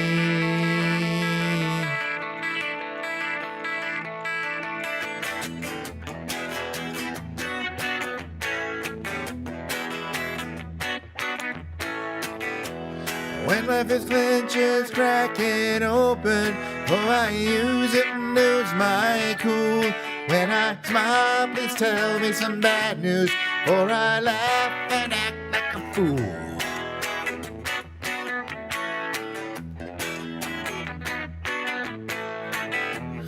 If I swallow anything evil, put your finger down my throat. When I shiver, please give me a blanket.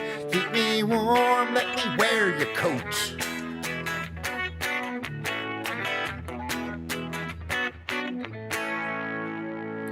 No one knows what it's like, be the bad man, to be the sad man behind blue eyes.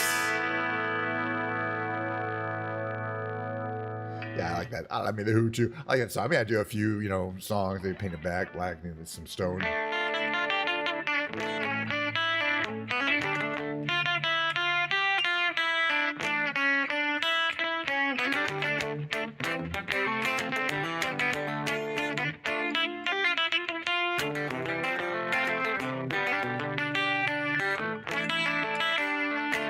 All right, but I don't want to do that song. Must be your skin, I'll think it is. Must be for real now, I can feel. I didn't mind, it's not my kind. It's not my time to wonder why. Everything goes white and everything's gray. Now you're here and now you're away. I don't want this, remember that. I'll never forget you where you're at. Don't let the days roll by. Glycerine, glycerine. Never alone, alone all the time. Are you at one or do you lie? Live in a wheel where everyone steals. But when we rise, it's like strawberry fields. If I treated you bad, you bruised my face. Couldn't love you anymore, you got a beautiful taste. I don't let the days roll by.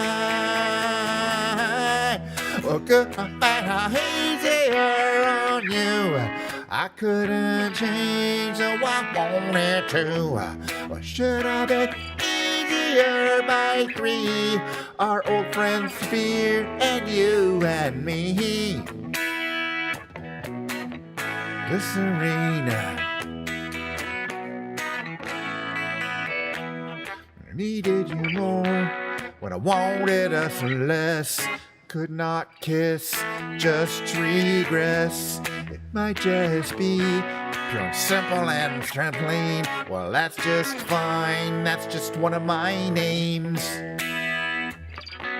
Don't let the days roll by.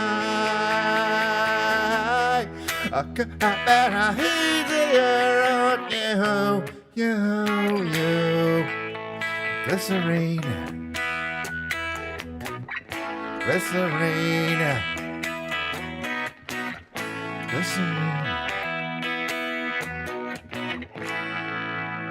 Out of tune. Glycerine by Bush. Let's tune up again. Yeah, way up. It happens. New strings. Take a couple of days to fully break in there, but we're gonna get them.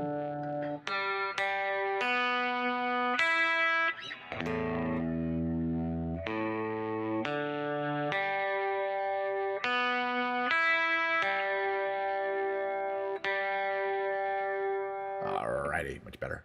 Okay, we're gonna go to the karaoke segment, which I'm gonna play along guitar and sing along to some my favorite karaoke songs by REM. So by all means, get ready to smash that that mute button, or just the off button on your computer. Hey, if you accidentally hear some of what I'm about to do, by all means, don't feel ashamed. Just pull the plug out of the back of your PC. It's not going to harm anything, And you don't want to risk actually hearing me do any of this. Trust me, it's just for my own personal edification, okay? But hey, if you happen to watch any of this, all right, we're gonna move this here, pause that, go over here. Boy, I got my reverb on, which I need. What's the volume? Too much. There's good. Oops, and I didn't change it over. We'll fix it. It sounded kind of tinny there. I can fix that.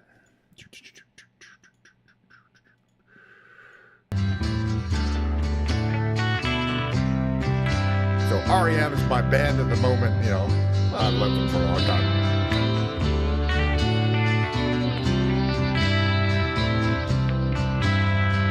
Not the rule and the game of life. Andy Kaufman in the wrestling match. Monopoly 21, checkers and chess. Mr. Fred Glassy in a breakfast mess. Let's play Twister, let's play Risks. See you in heaven if you make the list.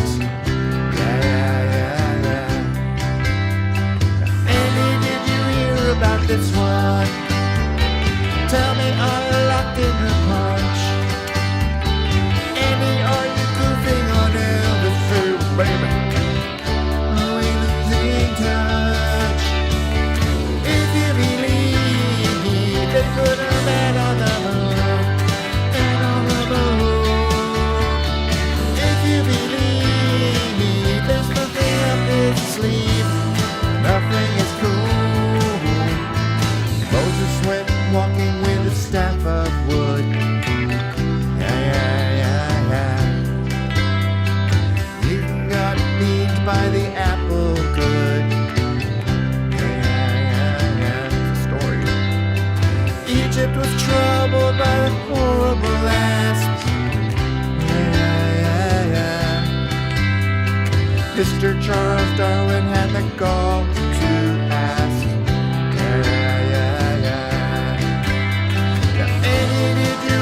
About this one, tell me, are you locked in a punch?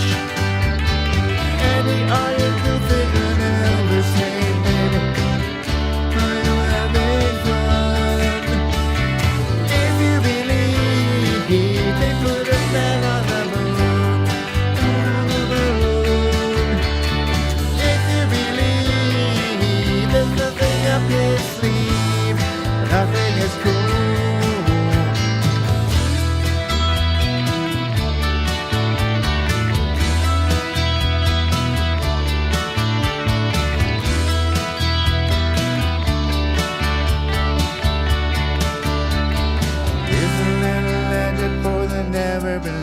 favor. Yeah, yeah, yeah, yeah.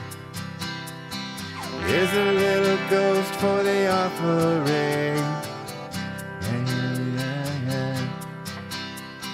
Here's a truck stop instead of St. Peter's. Mr. Andy Kaufman's gone wrestling. Yeah, yeah, yeah. Now, Andy, did you hear about this one?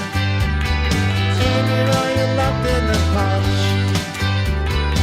Andy, are you cruising on Elvis? Hey, baby, I'm losing touch. If you believe, put your head on the moon, down in the road. If you believe, just a thing up his sleeve, nothing is cool.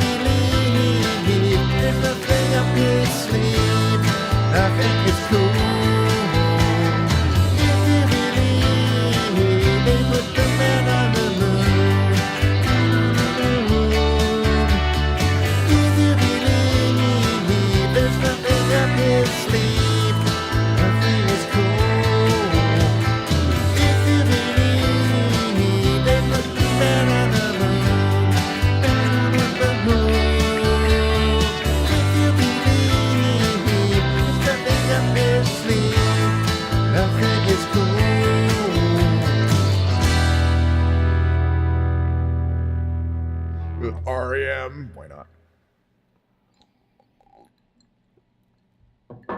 Tuner, a little more tuning.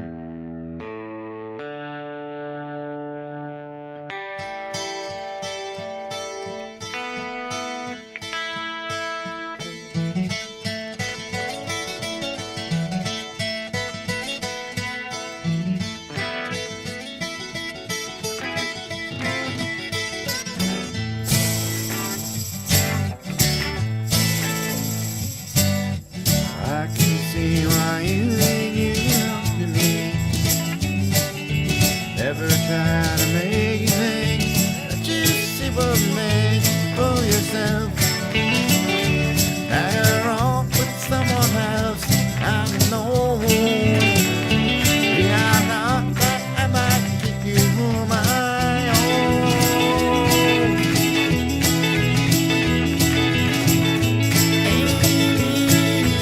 What you want to do? I think I could stay with you for a while, maybe longer if I do.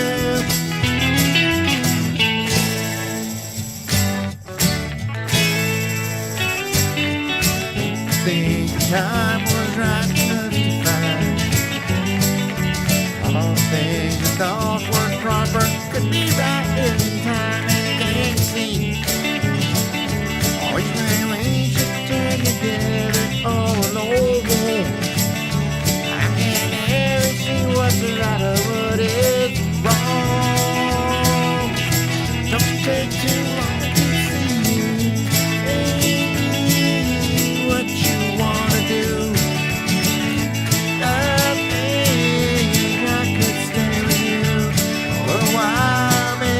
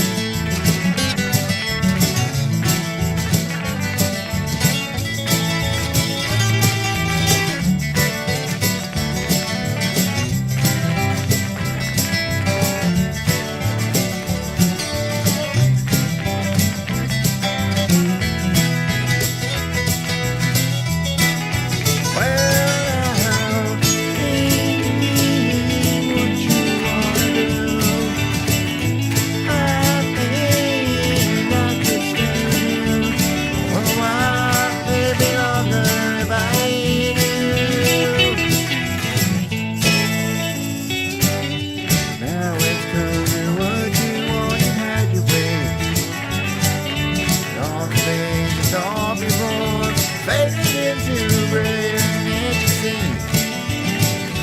That I don't know if it's you or if it's me. If there's one of us on the show, we both will see.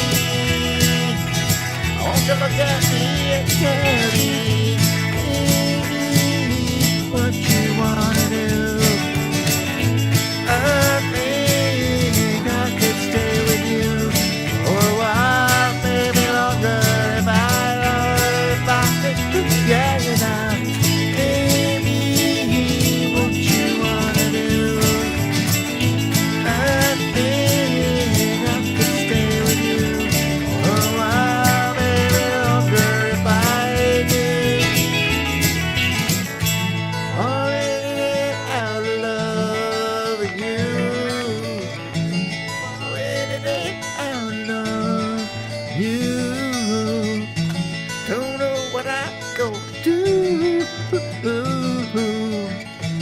Falling out of love with you.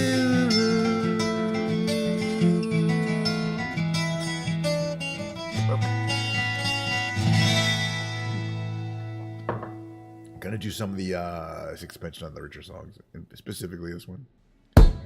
Sinking.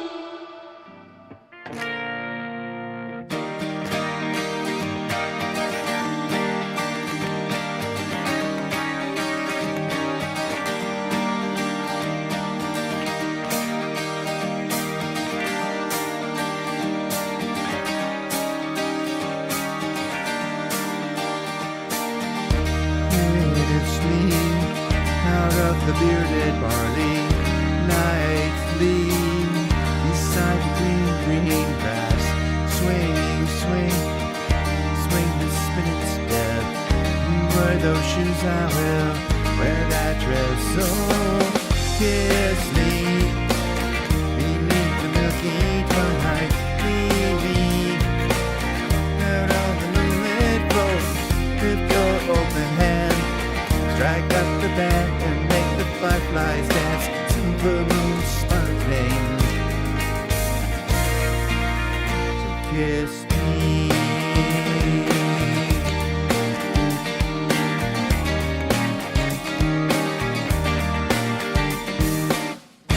Kiss me down by the broken treehouse, swaying me upon its hanging tide. Bring your flowered hat. We'll take the trail marked on your father's map. Oh, kiss me beneath the milky twilight. Lead me out on the moonlit floor. Lift your open hand, strike up the band and make the fireflies dance. Silver moon sparkling. So kiss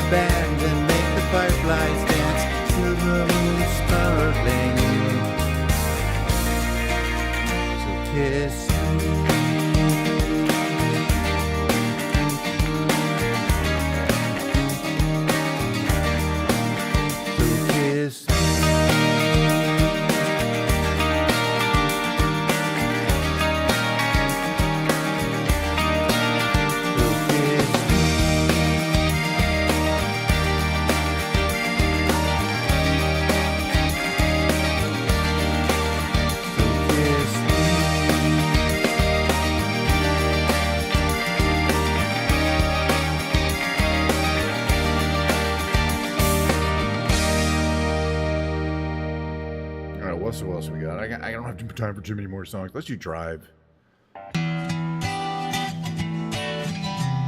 I want to do a quick retune. I just put the strings on. It's going to be tuned a lot. Tune check. Nope. Nope.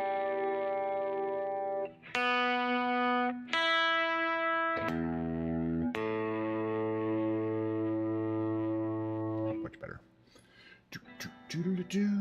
Drive. One of my favorite songs. I don't know why. It's always, I don't know. It's a weird little song.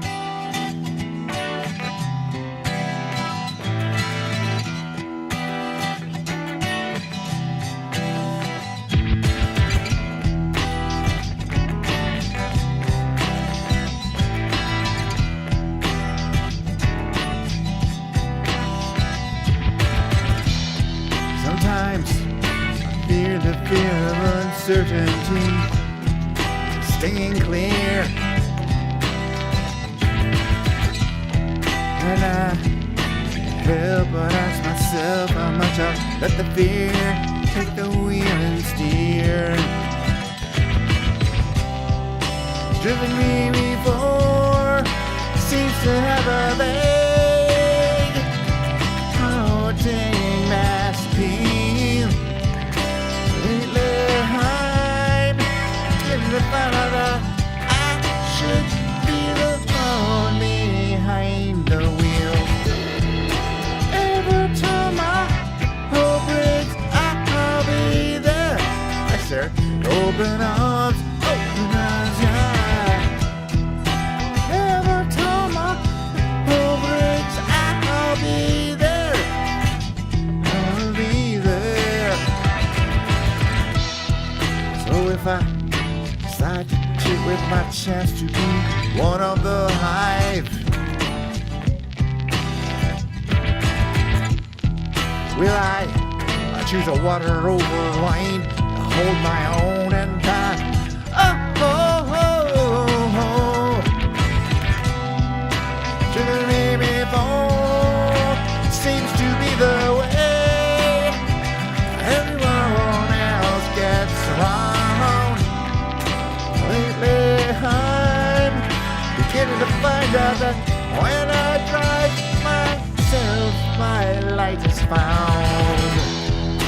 Every time the door breaks, I'll be there. Open arms and open eyes, yeah. Every time the door breaks, I'll be there. I'll be there.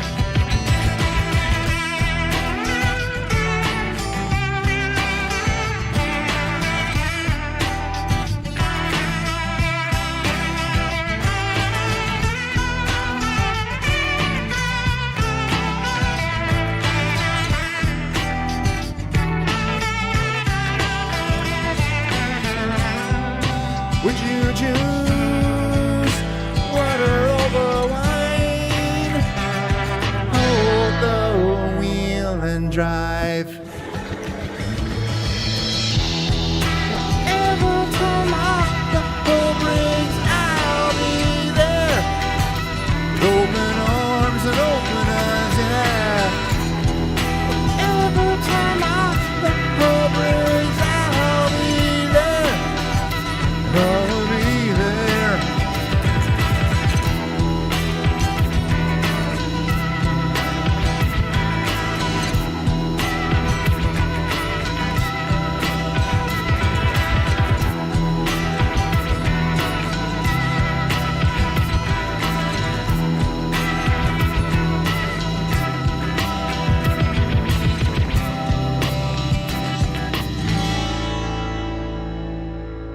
Maybe there's a couple songs I want to do, maybe one or two.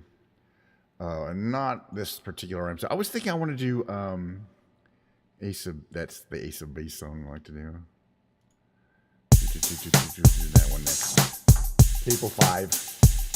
1, 2, 3, 4, 5.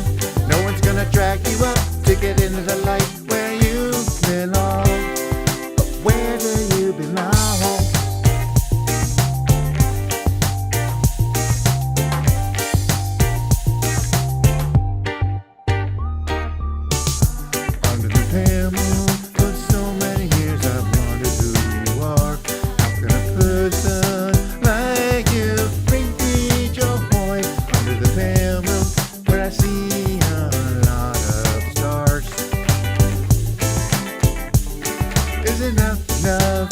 I saw the sign. Open up my eyes, I saw the sign. Life is demanding without understanding. I saw the sign. Open up my eyes, I saw the sign. No one's gonna drag you up to get into the light where you belong. Where do you belong?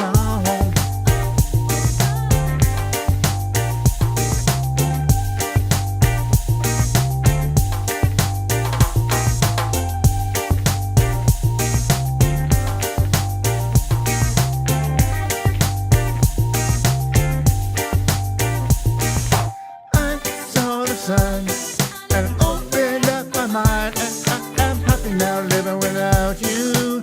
Left you, I saw the sign. Open up my eyes, I saw the sign. No one's gonna drag you up to get into the light where you belong. I saw the sign.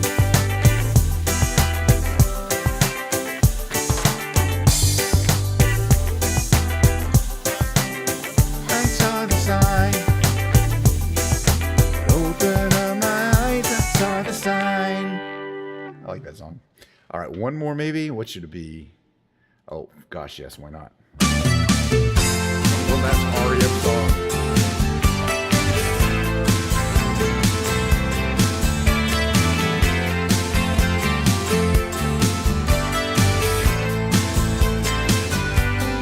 Oh, life is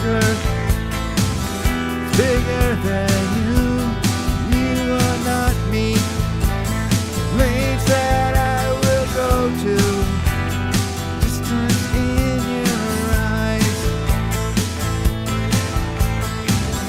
Oh no, I've said too much. Set it up.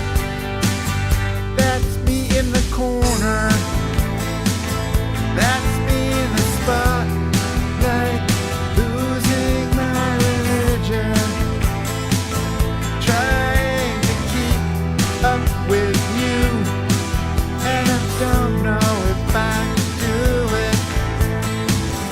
Oh no, I've said too much. I've been setting up.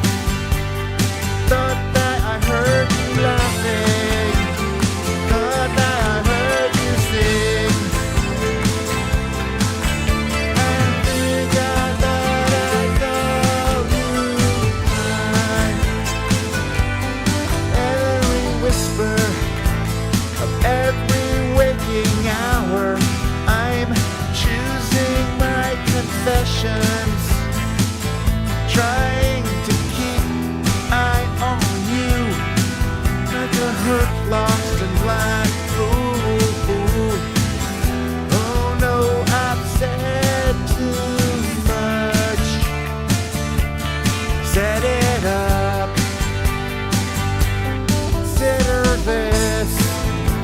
Consider this the hint of the century.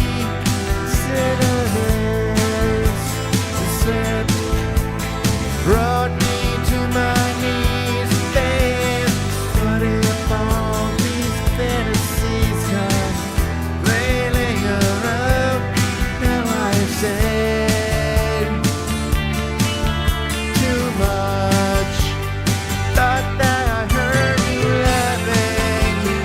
Thought that I heard you sing.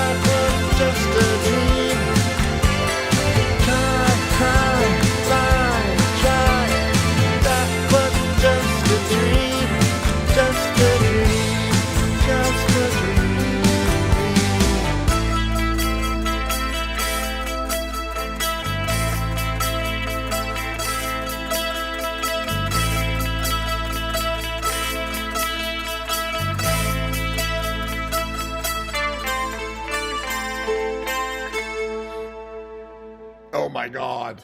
Thank you for hanging out. I mean, oh my God, that's a stream right there. Oh, stop. Not doing Brown Eyed Girl. Anyway, we'll do it next time. There's a million of these karaoke songs that I don't do every time. I do like, a handful of them. But I got like at least another 15 that I've been liking to do. We got the karaoke version of Behind Blue Eyes. We'll do that next time. All right. But let me get this over here. Turn here. Just so I don't forget next time. Turn my reverb off. I think it bothers people if I just talking with reverb. Singing with reverb is impossible without the reverb, excuse me. But when I talk, it's completely artificial. It sounds like I'm in an empty space hall, which is not a huge problem, but it's, I'm in actually extremely dead room, acoustically speaking.